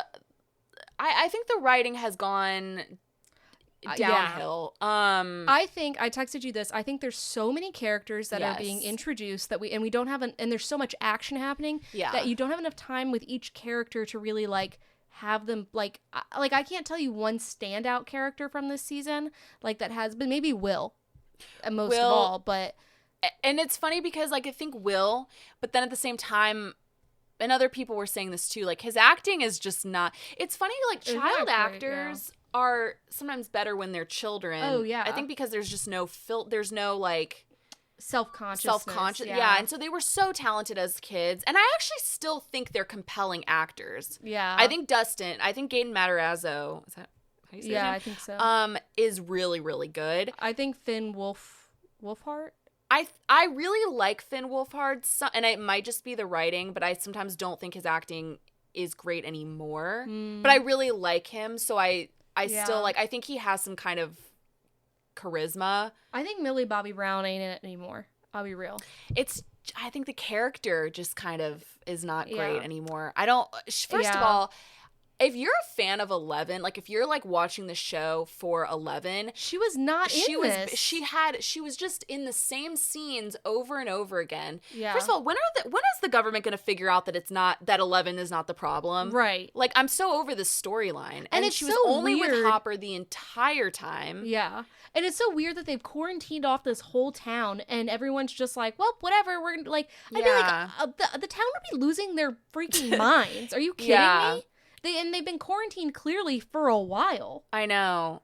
And, like, no one else is, like, trying to get, like, and it's just, and also, like, they do this whole thing where they're like, we're gonna have to take all the kids and bring them to, like, a facility. Yeah. And everyone's like, that's fine. Here's my 9-year-old. Yeah. Are you kidding me? Well, I don't think they asked for permission. I think they just were like, this is how it has to be. True, but also everyone, again, they're sledding on, like, that, like, metal thing that goes down. Like, people are just like, well, I guess we're quarantined now. I'm like, again, if that happened in any town, people would be losing it. Yeah.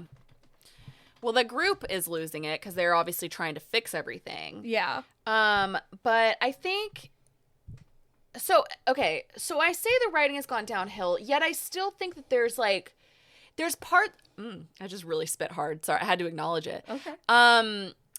There's parts where I'm just like, oh, this is where I love this show, is when they all, like, come together and they're all, like, doing their action-y stuff. Yeah. The scene where they were trying to get the kids from the military. I loved that scene. That was a great scene. When they're, like, when the water is bursting through the thing, and, like, I really loved that scene a lot. And then that's where that actually was the finale scene. Final scene from that episode. And I knew it was going to be the finale scene too when it was happening, so I was like, a lot of money went into this scene right it was here. Just so, that's where, like, the chaos and the intensity, like, all, like, I love that about Stranger Things. And, like, that's where sometimes it's the beginning, and I was feeling this way with season 4 too, where some of the writing, you're just like, ooh. Yeah. Oh my gosh, the bullies. No one can write bullies very well. Can. And I'm like, were kids just different in, like, the 80s and 90s? Like, why are they? I'm like, I would bully that bully. I do try to remember, like, it is supposed to be the 80s, so they would speak a little differently, but they wouldn't be saying hiya, or, like, God, there's one scene that they come in, like, I don't know, it was so cringe. Both, like, the locker scene and then the grave scene where they beat Dustin up. I was just like, this is cringing me out. I'm here to say, and, like, I feel like maybe, again, bullies were different in the 80s or 90s, but, like, nobody was beating up the weird kids at school. They were just psychologically beating them down. And not by saying, like, oh, aren't you just a mouth breather? Like, they saying, love the word mouth breather on that show. They're saying horrendous things to them. Like, like, you know what I mean? Right. And, they do love mouth breather. It's like clock tick in Stranger Things. I'm like, you were saying this when you were 11, and now you're, like, 42 and still saying it? Like, are you kidding me? I know. It's funny too. Okay, so the other thing with the ages is, like, it's so confusing because, and this is where I really got confused. I was like, oh, I forgot. Okay, the kids are still in high school, but then they showed Erica, who is Lucas's younger sister, and she's in high school. No, she's in middle school. Okay, she is with that teacher. Never mind. You know what confused me about the ages? So Holly. Holly. This whole time, people have always been like, why is Holly even a character? Like, she's just this baby. And I'm like, how much time has passed? Because she's, like, 10 years old now. No, she looks about 13 or 14, but she's dressed like a child. 5-year-old, and she's in, like, what looks to be like a kindergarten classroom, and she wears, like, kindergarten-ass clothes, so it's very confusing. I think she is supposed to be, like, because she has an imaginary friend, like, so she's obviously not supposed to be, 12 or 13. No, I think because she's one of the kids that they take, and they're taking ages 9 to, like, 8 to 10 or whatever, so she has to be between those ages. Oh, right. And I'm like, wasn't she a baby? So let's say, okay, Michael's 11, and now he's a sophomore. but suddenly his sister is aged 8 years. I think That's I insane. don't think she is. Oh yeah, I guess you're just supposed to. They're Roll with the rewriting punches. history. Yeah, I don't know. but I will say I think that girl, I was like, she's one of the best actresses in the bunch right now, but she's still like a child actor. I think she was doing an okay job with what they gave her. I will say, so I loved the scenes with her, and like I thought it was interesting how he took her to the house. Yeah. And that's when I started to kind of get into it. And then when I really got into it, and I called this, I was actually very smart I was proud of myself for being smart. So somebody gives her like when she finds the map in the mailbox and she's like following it, I was like, I bet that's Max. Yeah. And I will say, so earlier when you said who's like the standout, I would say like, yeah, probably Will is supposed to be, but also I would say Max. Like think about like, I think if that had been like in a movie theater or something, like everyone would have applauded when they saw Max. You know, I think she's a fantastic actress. She's a phenomenal actress. Sadie Sink is great. But I also think like Max as a character is really good. Yeah. And and especially because she's not an original character. She's like not. season 2. It's so hard to bring a new character into a show and they still steal like the scenes. Because here's the thing: if you think about like the main like group, the only 2 non-original characters are Max and Robin, and I think Robin failed this season. God. Okay, so. Yes, and I texted most you. Annoying character. I saw the funniest tweet where it was like, why is Robin this season like every 3 seconds is like, with the scallop? Like, yeah. You know? I was like, yes. Oh my God. I told you, I was like, there was one thing where someone asked her a question, she said, precisely. And I said, I don't know why it pissed me off just her saying it like that. I was like, why is That's how she talks the whole time. Yes. I don't remember her being this annoying at Chips Ahoy or whatever it was. Scoops Ahoy. So when she first comes in, she's like she's like a sarcastic like character, and I thought, and I've seen people be like, she was masking herself, or she was repressing herself. Now and that's why shut up. No, that's just them writing her. It's the writing, I promise. Writing is bad. Oh, but I was going to say, I texted you this when Max came in. I don't know why, the way that angle was, I thought she was a giant. Yeah, I literally said I thought we were going to get a Paul Bunyan storyline. It was the shoes and the feet, yeah. And I was kind of, the thing that confuses me about like the Upside Down is I'm like, okay, so where has she been getting food? Why, like it's just, there's like certain elements of it that are confusing to me that I think you just have to like accept as it being like, this is a part of this world or whatever. Well, maybe she hunts. I don't know. She Katnisses it. Yeah, that was the idea I got, is she's just like out on her own, which is like so sad when you think about that she's like a high schooler. Yeah. She's just like, I was like thinking about what I was watching, I was like, this is actually really tragic that she's in this situation. That's so scary. Actually. This vast like wasteland. Yeah. But Robin, I think is a good, like, I don't hate Robin, but I also think she was like very annoying this season. And that was the other thing, is we were saying there's just too much going on. They keep introducing new characters, and it's like, okay, at one point, Joyce says to Will like, oh, something about like your new friend. Yeah. And it's like, oh yeah, I guess she doesn't know Robin. But she does, because they've all been doing these convoy things. They're on their 37th one. They can't.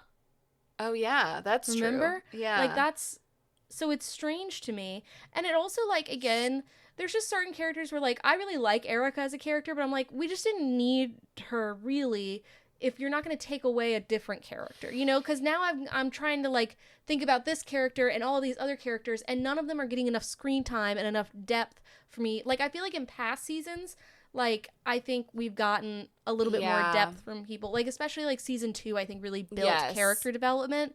And then, like, season 3 a little bit. The previous season 4, I don't remember anything that happened at all. I actually really loved season 4. It got back to the really scary, like, just the kind of season 4, the Chrissy wake up. Yeah. Okay, I did like that. Yeah. And especially the first couple episodes, it was actually like kind of scary, and it was like, oh, I feel like we're OG. Third season to me is the worst. I think it's good for vibes. That's the mall, like it's very, it's where they're like 80s, like they're like, this is, and I actually think I appreciate it in its own way, but it's to me the worst one. Yeah, I could see that. But I was gonna say to Eric, like to your point about like Erica, like, I always like don't like her character until I'm watching her, and then I'm like, she is very helpful to the group. Yeah. And that ended up happening with Derek too, because the kid, they introduced this new like annoying kid. He always goes like suck a fat one or something, and he is like really annoying. But then, and I was texting you about him. I was like, I can't stand this. Why they introduce this character? Like they should have just let him like. They should have let this kid die. He's so annoying. But then you were like, oh, I love Derek, and I wasn't like ahead yet or at your point. But then when I was watching it, I was like, oh, I appreciate when the characters become really helpful. Yeah. I do, but again, I just feel like now, it's like, too much, the side characters actually, like, Derek. Yeah, like, those are fine. I think we have a lot of the main characters, because originally we had... damn pie. Yes. Because originally we had, like, you know, the four boys, right? But honestly, I'm going to say the three boys in the original, because Will's really... like, barely in it, and then 11, and, like, then on the side, like, I would say, it's, like, Nancy... Jonathan and Steve, and then like, and now they like throughout the seasons became also a part. So then you have what is that? That's 3, 4, 5, 6, 7 main characters almost, and then you've introduced now Will's come back, so that's an 8th main character. Then you also have Hopper and no, what's the mom's name? Joyce. And Joyce. I don't know what I'm at, but I think it may be around 10. Then you've got Murray. Yes, now you have Murray, and now you have Robin, who I would say Murray is a little bit more periphery, but Robin is now a part of, like, the main group. Yeah. And I'm like, that's, 11 main characters? It's too many. Yeah, but in the past, I think Murray will become more, because in the past seasons, like, he is the main, I would say he's part of the main, he's always part of the Joyce and Hopper group or whatever. Right. I think, or Nancy and Jonathan. I would say total. Oh, and Max. Sorry, and 12. Max. That's crazy. But that's an ensemble show. You could say that about any show. Okay, what's another show where it's like 12 main characters? Game of Thrones has like 35. Lost had like 35. But they also had like 10 seasons. Right, but that's not relevant to like what we're saying, because this. I'm just saying, like, to build out like the character development. But it was like that from the beginning for those shows. I guess so. I would say it's an ensemble show, and I would say it's actually less than most ensemble shows. But I do agree with what you're saying. I think less about the characters and more just like the amount of storylines where they're all split up. And like, I'm glad they're ending it now, because I'm like, how many seasons can we be like, we have to kill Vecna, we build up to this big battle, oh, we thought we've killed him, but nope, we actually haven't. Next season we have to kill Vecna. And again with 11, it's like, okay, why is she still being targeted? Like, why do we can't we all just accept that she is? And I was gonna say, with the writing, and I don't know if this is like because they're writing teenagers, but it's like almost like they have this like in-group thing where like, and I think it's Robin who says this line where she's like, I'm thinking about Vecna, she's like, oh, you mean Henry, aka Vecna, aka 1, aka whatever it is. Yeah. And that line really pissed me off, because I'm like, okay, you think that this is going to be funny, but it's coming across as just like kind of annoying the way they're like explaining it to this other character. Do you know what I mean? I don't know. Like, it's almost like, oh, like this is our in-group. We're all in this in-group. Like, oh, you don't know about Vecna 11, like or whatever it is. You know what I mean? Mm-hmm. And stuff like that, like, and again, maybe it's because they're high schoolers, so maybe like they would talk like that, but I don't know. And the problem with all these storylines is also it's inconsistent with like, okay, this person wouldn't know about this because they weren't there, but yet we're acting like they do all know, they're all on the same page. Right. It's very confusing.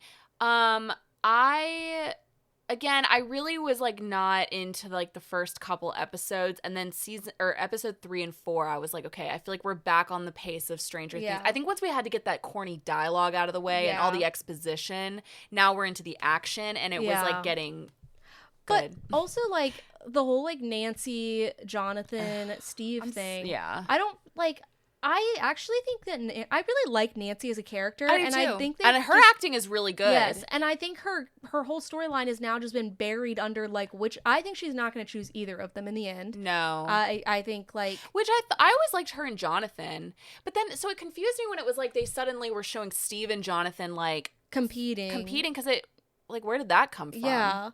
Because I guess, like, in the previous season, like, Steve realized he still has feelings for Nancy, but he wasn't going to do anything. But I also don't remember, like, why Jonathan and Nancy, like, have this weird, like, falling out. Well, he becomes kind of a burnout when they move to California, and she's, like, wants to be a journalist. Yeah. And like I think like honestly, Nancy leave the small town and like Yeah, you'll find for someone real. else. But also, and that's also another thing. I'm like, okay, one of the things I think about, they will probably eventually defeat Vecna. Then what are they gonna do with the rest of their lives? Like Because you're just how do gonna you go just work move a on? 9 to 5? Yeah, are you gonna like go like work That's in marketing crazy. now? Yeah. I also think Jonathan's actually a very well. I like Jonathan. I like, even though I just said I like him and Nancy, I do think like he's sort of an uninteresting character a little bit. I feel like he didn't used to be. I know. This season, literally nothing. Yeah. From that man. Yeah. Like, give us nothing. yeah.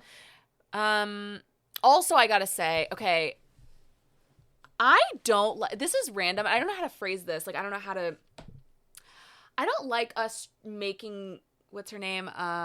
Nancy and Mike's mom, Karen. Oh, Karen. Yeah. Karen Wheeler a character, because I don't think she's. Really, I thought she deserved more. I thought, Well, like, she either deserves more, and they should have given Yeah. her more from the start, or less. or yes, because like this scene where she's like, ugh, it cringed me out. I did like Fernando playing. I love when Oh, they yeah. play like a fun song Yeah. in the background of something crazy or scary happening. I love the upside down and you're like the when they're like their code word for, or the code song when they're like about to say a bunch of Oh information. yeah. Yeah. What was it? Who died? Was it Is it Tina Turner? Tina Turner? Maybe. Yeah, Okay, that was. I thought that code that was funny. That was Yeah. good, or not funny, but I liked that Yeah. scene. They. What was I gonna say? Oh, well, the scene. First of all, when they were under the water, having to hide in the bathtub, that was pretty crazy. intense. But I was like, how did they know? It reminded me of like A Quiet Place. But I was like, Yeah. how did they know when he left? You know? How would Maybe they- it was just he like was they just that couldn't loud. hold their breath anymore. I mean, they were Oh. holding their breath for a long That time. gave me a lot of anxiety because you're holding someone down there with you. Like, Yeah. that's crazy. Anyway, I just thought it was cringy when she was like, "Stay away from Yeah. my daughter." And I was like, who talks like that? Yeah, exactly. You'd be, like, and then, well, it screaming cringed your me out head when off. Joyce was doing it too. Actually, my hot take, I really don't think Winona Ryder's a great actress in this show. Like, I just don't think she's really. I think doing now it. she's not. I think in the first season, like if you go back and watch the first 2 seasons, her acting was really good in it. I thought she think- wasn't back then. I think now she's not. But I think Because they write her so stupid. I Yeah. saw a TikTok, sorry to cut you off, No, but good. I totally agreed with this take. Like, somebody was like, when you think of Stranger Things, you think of Joyce. Like, you think of Winona Ryder. I feel like she's sort of, she and Eleven are sort of like the Yeah. face of Stranger Things. But now they write Joyce to be kind of like just this, like, idiot, sort of, or Yeah. just somebody, like, not to be taken very seriously. right, And it's like, she's just like the mom. right, And it's like, that's not how it was. Like, she sort of yeah, saved or she was the cause of like them figuring out the upside down, basically. right, exactly. And like, just every time she's like, well, I know. and I'm like, okay, I'm like, he's like 19 now. Like, Yeah. we can. I'm he's sorry, but that fine. man has a 401k. Like, Yeah, he's okay. fine, and also he's like, he's fine. He has And I powers. don't remember her being so hovery in previous seasons after he's returned. She was in the second, because I rewatched the second season. Oh. She when he returned, she is like super Oh, okay. hovery, but then not in like season 3 and 4 because she's not around him. Yeah. Because she's in a different storyline. Yeah. So it's like now she's being a mom again, but it does seem Oh, weird. but with Mrs. Wheeler, what's her name? Karen. I think so. The thing is, I think she, again, like you said, she either deserves more or less, and I think like she deserves more because I'm looking at that woman, I'm like, she's not an idiot, and like she would not just be like, oh, my kids are out fighting evil in the Upside Down, and I have no idea. What about the other moms then? Like, what sets True. her apart from the other moms? I Maybe guess we is just what I see her mean. more. I don't know. Yeah, because I realized like she has a whole thing with Billy in the Oh, early, yeah. like I'd forgotten about it, but That's right. she is like actually a pretty big part of season 3, but then I don't think she was really in season 4. So it's just Yeah. like, it's random to me that she's, Also, it's crazy because I got really mad when Nancy was like, I don't like when doctors call me sweetheart. And I'm like, I think besides that part, he's like, yeah, your mom just got out of like a near-death situation and she had her vocal cords basically ripped out. Yeah. Like, yeah, maybe don't go in there and ask her a bunch of fucking questions right now. also, this is sort of where I would say, like, Finn, and this isn't totally Finn Wolfhard's fault, it might just be the writing, but I was like, he didn't drop one tear Yeah. that, like, his sister is missing and his mom is, like, in a coma. You're You not know going to what? freak out at all. Nancy's response made sense. Yeah. Like, she was freaking out, but, like, he literally did not look concerned at all. Here's what I'll say is I don't think either of them were that like concerned enough about Holly. And I said, fair, who is she? We don't. Do you know her? What's We don't. crazy is they know that there's a monster named Vecna hanging around. He's somewhere. Yeah. And they have the nerve to all be like, oh, your imaginary friend named Mr. What's It. He's Yes. not. But when Mike was talking to her and he goes, monsters aren't real. Huh? Yeah. Are you kidding me? Are you watching the same show that we are? Like, that's crazy. What do you mean monsters aren't real? That's all you've been talking to the last 4 seasons. That's all you've been doing. And then you hand her why does he carry around those D&D things? I'm like, what are you doing? She's gonna die. And you're giving her Holly the Brave? Get out of here, Mike. Please, no. Yeah, I mean, yeah, to get your life together. He does know. He knows it as a monster, yeah. He knows that everything, this world could be flipped upside down. Like, the fact that she's talking about this scary figure and they're not like, okay, that might be, might be Vecna. Yeah. Yeah. Yeah. Or maybe it's because last season she was a baby, but like, who knows? Like, they're more concerned, like, wait, you can talk now? Yeah. They're like, wait, are we related? So speaking of Mike, I do kind of want to get into this a little bit. So what are your thoughts on... Okay, so there's some people who think, and I'm not gonna lie, I don't necessarily think that they... Okay, let me go back. Yeah.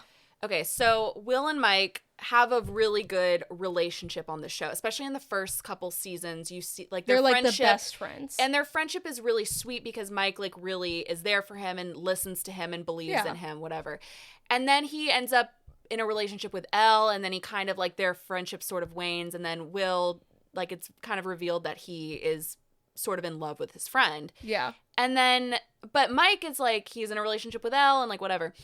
And he's kind of is obtuse the right word? Yeah. Yeah, obtuse to Will's feelings. And so it's sort of like a question of, like, what's going to happen? Because the thing is, I love their friendship. I think it's really, I always say this, but I love when, like, a male friendship is written really, is really nice and, you know, written well.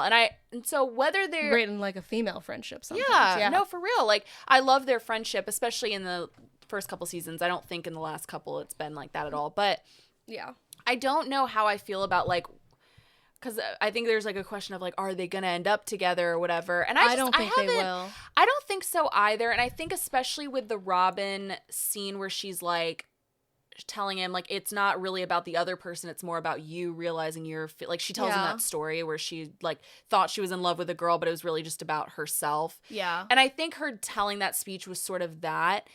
But I also am kind of like, I don't know if Mike and Eleven will end up together either, because they haven't been seen at all together in this season. I think they will. I think they are, like, they've been together since season 1. Like, Mike has been, like, but I think what's going to probably happen with Will is he's going to, like, reveal his feelings to Mike. And I think Mike's going to I don't think he'll be shitty about it. Yeah. But I think it's going to be, like, they're still going to be friends, but they just are going to have to, like, separate, because also it'd be way too painful for Will to just continue being, like, we're best friends. So I think it's going to just be, like, them growing up and growing apart type of thing. I kind of predict Will dying. Yeah. I don't think any of the main kids will die. I think somebody will. I have a feeling. My money is on Steve Harrington. I see a Steve death. Okay, so I saw this account where they were, like, ranking, like, who they would be most upset about if they died Steve. or whatever, and but everyone Steve said Steve. Yeah, I could see Steve dying. I think he'll sacrifice he's the himself. high school guy who never leaves high school. But also he was such a growth, like, yeah, I love his character Steve. just really grows. I didn't know he was supposed to be written off in the first season. Yeah, I had no idea.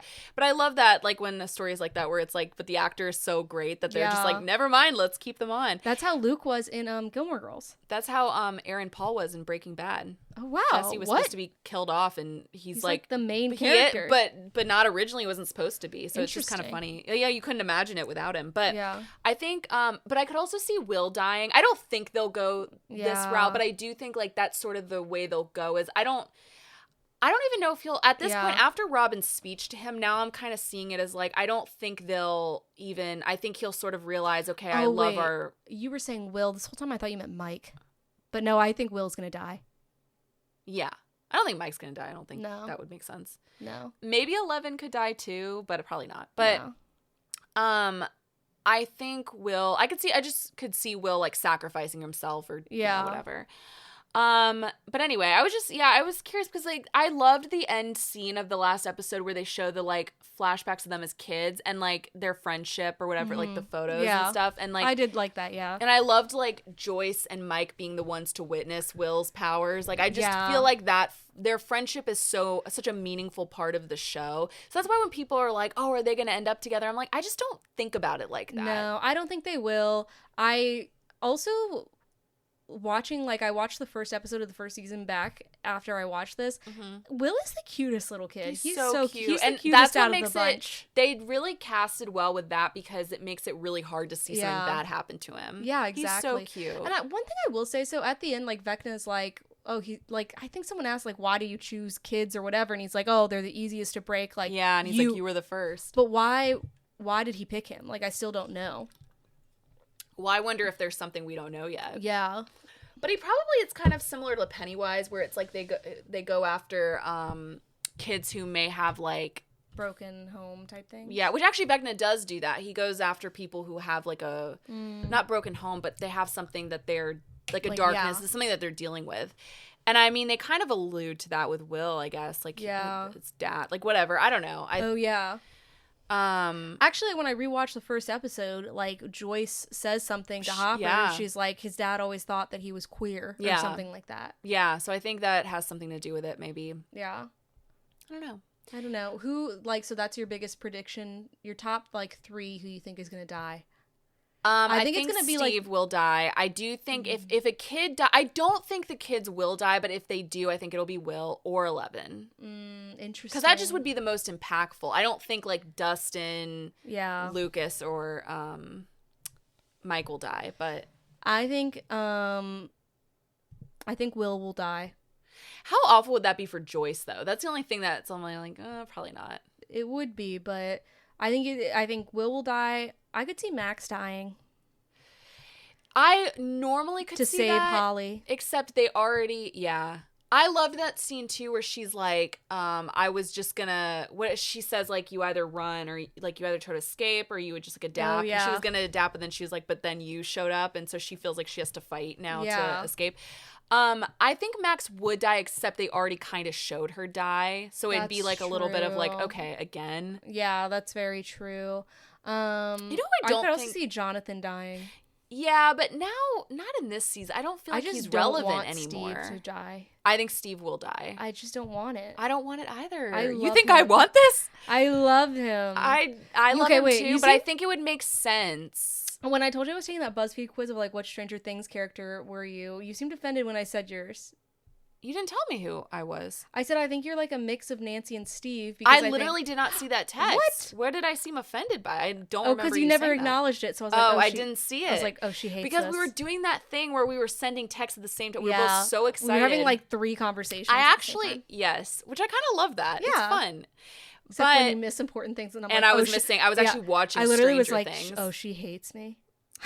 I did not see that. Okay, I have to come back to that because I actually agree with you.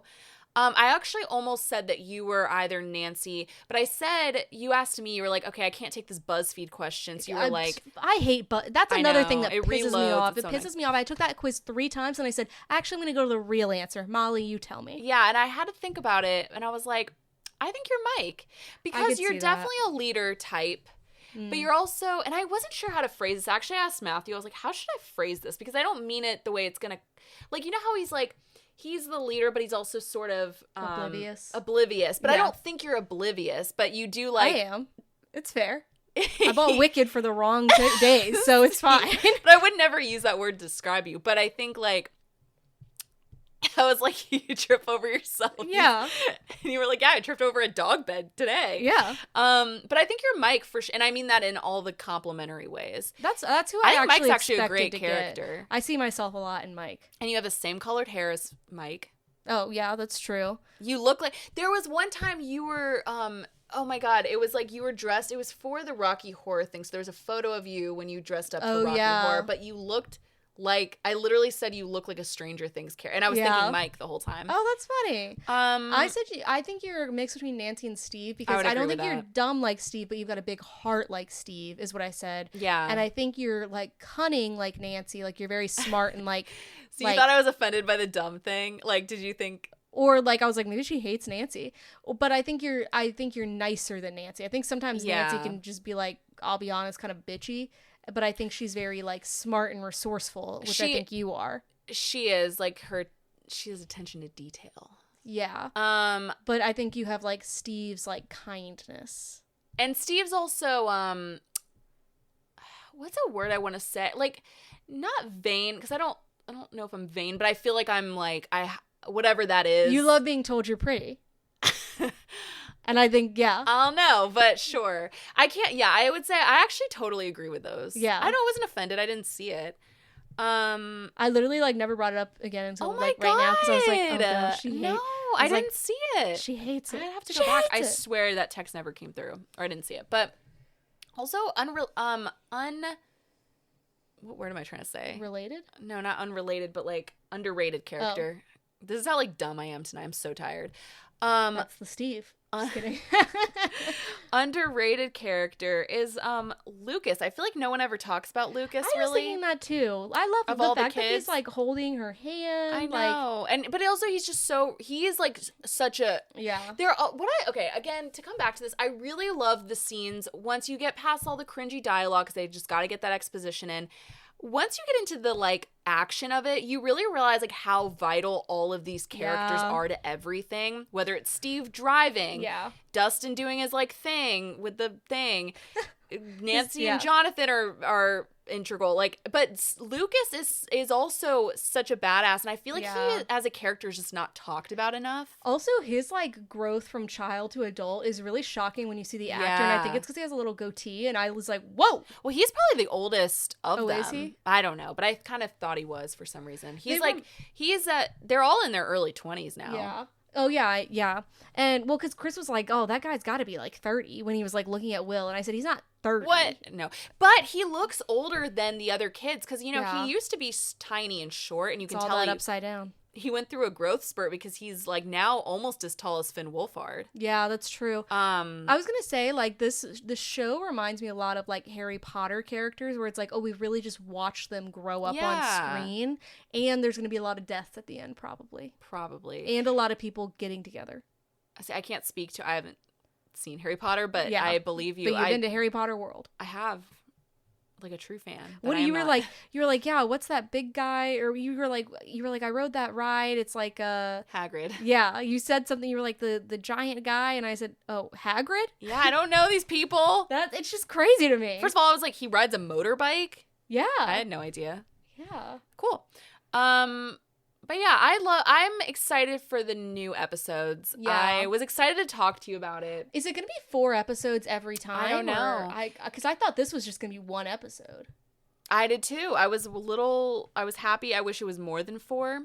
Yeah. Because I got through it so fast. But I think that's just... So I was actually going to say too earlier, we were talking about something and I was like, I can't wait to bring this up when we talk about Stranger Things. But I do think this is a show that would have benefited from a weekly release. Because imagine Max... stomping up with her, Paul Bunyan boots. Yeah. And that's the reveal is it's Max. Yeah. Like. Mic drop, end of episode, and you have to wait a week. And that would suck. I wouldn't like that. But I do think that this is the kind of show where it could benefit from that. And it's one of those things where I was like, I have to watch it all now because I know I'm going to see stuff online. Yeah, I know. That's the other thing is like all the spoilers. Yeah. I actually was happy though, pretty pleased. And maybe because it's not like that much happens in these 4 episodes. Like nothing huge. There's no like deaths or anything. But there weren't that many spoilers actually. I didn't really see too many. So yeah. Well, we watched it pretty quick when it came out too. True. Like I think if I had just started watching it right now, I would be in spoiler city. Yeah. But true. Yeah. So as you guys know, today is December 1st. Happy holidays! Well, you don't know, but today, as we're recording, is December 1st. Oh, yeah. But still, yeah. Happy holidays! Happy holidays! Happy December! And at the beginning of each month, we like to do our upcoming joys, which are movies and TV shows that we're excited are coming out. So we got a little list for you here, and you can see them. Also, again, follow us on Instagram at Poppin' In Podcast. How many times can we say that this episode? Poppin' In Podcast. Okay, so our upcoming joys for December are... So I'm going to start with Fackham Hall. I don't know And what that's this how is. it's said. It's the one, it's a farcical, it's kind of like Downton Abbey. It comes out on December 5th. I did know about this. And yes. it comes out, I think, in theaters. Do you think it'll probably actually select theaters? Most likely. Do you think it'll actually be funny? I don't know. I think you have to be willing to indulge in a little British humor. Yeah, that's fine. I love British humor. Also, I saw a post where it was like, if Stranger Things would be, if it was British, it would just be like, bit odd, isn't it? Instead of Stranger Things. Yeah, okay, got it. Yeah. I was thinking of something else, and then I was like, oh wait, Yeah. I need to acknowledge her joke. Yeah. So that's mine. Like, I'm excited to see it. I'll give it a watch probably if it comes out. Yeah. I mean, it's coming out. If it comes out where I can see it. Yeah. Yeah. So the other one is Spartacus: House of Asher. Season 1 is going to come out on Stars. There are so many colons in that. Yeah, there really colons, is. not colons. December 5th, and I'm just excited. I love a little period piece. So it's basically like a retelling of Spartacus if like the villain Asher had survived, and it kind of takes on like Roman politics and society, etc. And who's in it? I don't know. I think it's because it's Stars and it's a period piece. So I think the thing that I really love about Stars is I really got their subscription for Outlander, but I also love their period piece things in general. And I feel like they've been getting away from it a little bit. And I'm like, I need you to bring it back. Give me some White Queen, some Spanish Queen, like all of that stuff that you used to have. And I'm like, okay, Spartacus, I'll be sat at least for one episode. Let's see what it's like. And I hope it's not cheesy. Yeah. That's the key, is it can't be cheesy. So December 5th, Stars. I'll let y'all know. Love it. Okay. If you know me, you know I love Knives Out. Yes. They are my some of my comfort food. Food for the soul. Yeah. They are my comfort movies. I love the Knives Out movies. I would say the second one is a comfort movie. The first one I just enjoy a lot. Like, I love it. Oh. Okay, let me go back. I love the first one. I wouldn't call it a comfort movie, but the second one I'll just watch when I'm like traveling. It's my It's my Netflix Oh, I download. thought you were always watching the first one when we were traveling. If it's on a plane, yes, but Okay. it's never streaming anywhere. The second one's on Netflix. And so anyway, the third movie is coming out. It's called Wake Up Dead Man, and it's also coming on Netflix. I think it's actually already out in theaters, but like select theaters. Yeah. I'm going to wait till Netflix. Yeah, not here. I am so excited for this movie because I also heard it's phenomenal. Like it's gotten really good reviews. I feel like the second one didn't get great reviews. Like, I loved the first one, and the second one I was okay with. The second one got good reviews, but I don't feel like anyone really saw it. Yeah. Like I've watched it so many times, but I don't think it's as good as the first one. The third one I've heard is like really, really good. Like everybody's talking about Josh O'Connor, and I am so excited. I'm very excited. I'm curious how many of these they can make though before the like joy of it is lost. I know. He apparently, I don't know if it was Daniel Craig or Ryan Johnson who said this, but like they were saying like they'll just keep making them as long as like they do. But I guess it's not one of those ones where it's like sequel. It's just kind of like each one like is an anthology. Yeah. I think here's what I want. Here's what I want to see. Okay. I want to see Knives Out Muppets. Muppets Knives Out. I want Benoit Blanc to be the human in a bunch of Muppets. Okay, I think think that would be amazing? Like Charles Dickens' A Christmas Story version. Okay. Christmas Carol. Which and I'm not unironically, I'm being dead serious. Muppets Christmas Carol is my favorite Christmas movie. I know, I watched it last year. It is a masterpiece. And I'm being so serious. Like imagine them doing that with Knives Out. I'm thinking of the first Knives Out and like which characters would be which. Like Kermit would probably be. I think he'd be Kermit the maid. would be the. Yeah, not the maid, but the. No. I think Kermit would be the Ana de Armas character. I think he would be her. Yeah. I think Miss Piggy would be Tony Collette. Yeah. Rizzo the Rat would be Chris Evans. No. I think he'd be like one of the guys. Be Josh O'Connor.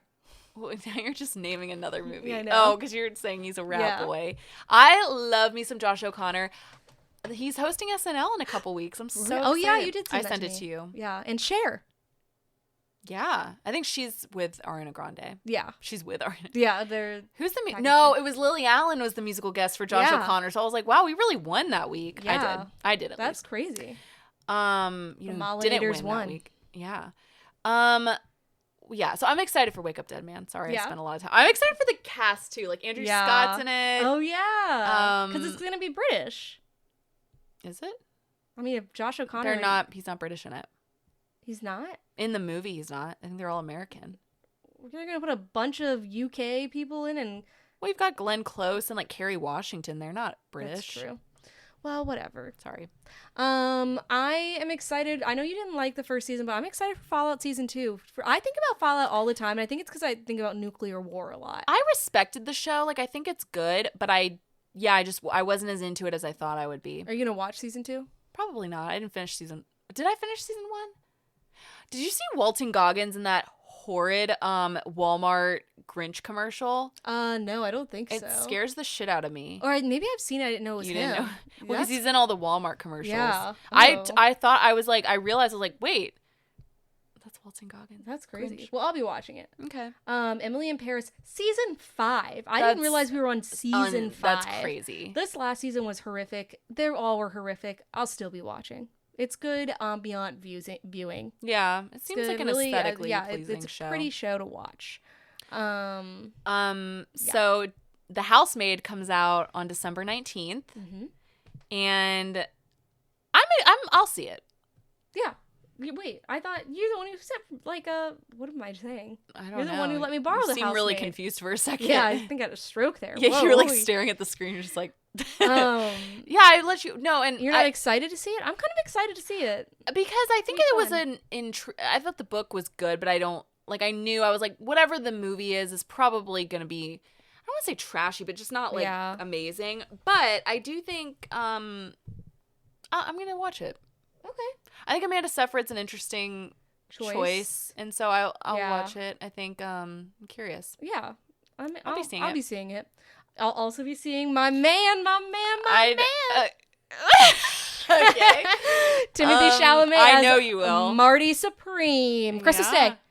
Yeah. His marketing got me. Y'all know I love a little Timmy C. I'll be watching him in those ping pong balls. Him and Gwyneth. I didn't mean that That's weird another way. thing is I don't That see the two of them having chemistry. That's a weird I don't know. match. I'll let you guys know. Also, that sounded like I was like an allusion to ping pong balls or something. I just meant like he's a ping pong I know. player. Yeah. I don't really sexualize No, I think we Timothy all got Chalamet. it. I just enjoy him as a person. I think Gwyneth Paltrow, has she even acted in a long time? Like I feel No, like I this is her. haven't seen She retired for a while, I think, and this is her first role back. I don't think she's acted in anything since Marvel. Yeah, I think you're right. So we'll see if her chops still chop. You have fun with that movie. I will. This will be one I'm probably going to be seeing by myself. I don't know anyone who wants to see it with me. Megan doesn't want to see it. I don't think she said she didn't really have an interest in it. I don't think.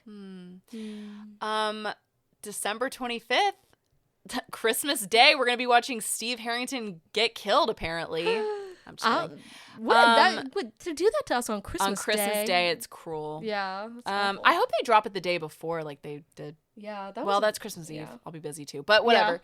Yeah. So Stranger Things, Volume 2. Folia 2. Yeah, that's coming out, and you know what I'm pre-jealous of? Well, we're kind of skipping over some things, but just to quickly say, I'm jealous of future me, who like only has to wait 5 days as opposed to a whole month for the following. So they've split it up in 3 parts. They're doing the part 2 will be December 25th. I don't know how many episodes they're dropping. Then December 31st, they're dropping the rest of it. And I'm like, that's way better than having to wait a whole month. Yeah, that is better. So you have to wait like what, 5 days? That's crazy. I'm excited for that too. Hopefully I won't have to watch it with an eye patch on. Also, December 25th, it's the month of... That's such an Alexa statement. Like, what? Hopefully Hopefully I don't have to watch it with an eye patch on. Hopefully like, I'm in good health that day. December 25th, The Testament of Anne Lee comes out, and I don't know how I feel about that. Do they do anything other than dance weird? That's all I've seen in the trailer. It seems like folky. I thought you liked folk. I do love folk. Yeah, so it has Amanda Seyfried. I'll be watching it. Do you know what it's about? Not really, but I liked the vibe of the trailer. I heard Louis Pullman and Kaya Gerber broke up. I didn't know they were together. So she pulls. I mean, yeah, look at her. Yeah. How could she not? I know, but she's really doing it right. She's yeah. a lot of people. But yeah. But yeah, so that's December. It's pretty stacked, I think. It's very stacked. And December is busy because of the holidays in general, and it's going to be busy for our eyes as well. There's other things I'm excited about too, actually. I should have added it. What? I want to see that movie Pillion with Oh yeah. Pillion? I don't know. With Alexander Skarsgård, where he's like in a Is it Peon? I think it's Pillion. Okay. It's the side of a motorcycle. It's like a but it's also maybe it might be like a BDSM term, but yeah. I texted you earlier. I said I don't know why, but Alexander Skarsgård's thighs are just really scaring me. I've just never expected interesting to see them human. this much. So I was listening. I love watching Graham Norton. Yeah, me too. And he was just on there. And there's this she's an actress. She's actually from Harry Potter, but I think she's a comedian too. She's like an older woman. Her name is Miriam something. Oh, is she short with like gray hair? Yeah. Yeah. She's very like she's always on Graham Norton. She's probably his like most famous guest, like in terms of I think she's the herbology teacher in Harry Potter. I don't know. But sure. Mrs. Potts? Okay, whatever. She was telling us like really the story. I don't know if it just like it just didn't hit for me. It wasn't a very funny story, but she was telling this like wild story basically about like how she jerked off some guy in a tree or something, and then all these guys kept lining up to be jerked off by her. Like it was just this really crazy story. Yeah, but that was the story. Like it's not. It wasn't like particularly funny to me. It was just kind of like what? Like it was weird. Yeah. And you can tell that Alexander Skarsgård is also like not like he's just kind of like and Nicola, what's her face from Dairy Girls? Nicola Coughlan. She was on the couch too, and it was Glenn Close, and they were all just like, "Oh my god!" Like hearing this story. And so Miriam like makes a joke where she's just like, "I felt like I couldn't say no," and Alexander Skarsgård's like, "Sorry, but like you can say no," and I was like, "Oh." Like I just bar is so low for men, but like I was like really like wow consent. Yeah, like I just that's like hot. I love him. Yeah, I just really love him, and so it's this movie called Pillion where he plays like a dom in like a sub relationship, and he's like a motorcycle guy. And it's an indie do you think movie. Is gonna pick it up? Well, I think it's already been picked. It's like in theaters, but I see. I don't know. Movie. No, just kidding. Doesn't look like a movie. I do want to see the history of sound. I want to see the history of sound too. But I'm not getting a movie subscription. I refuse. Okay. Well, can you rent it other places though? Maybe. Like on Amazon or whatever? Probably. Okay. Then yeah, I'll give it a watch. We'll give it a watch. Those were my other December picks. Lovely. Well, as always, you guys, thank you for listening. Please like, rate, review, subscribe. We hope to spend this holiday season with you all and your friends if you share this podcast with them. So please do. And we'll see you next week. Bye.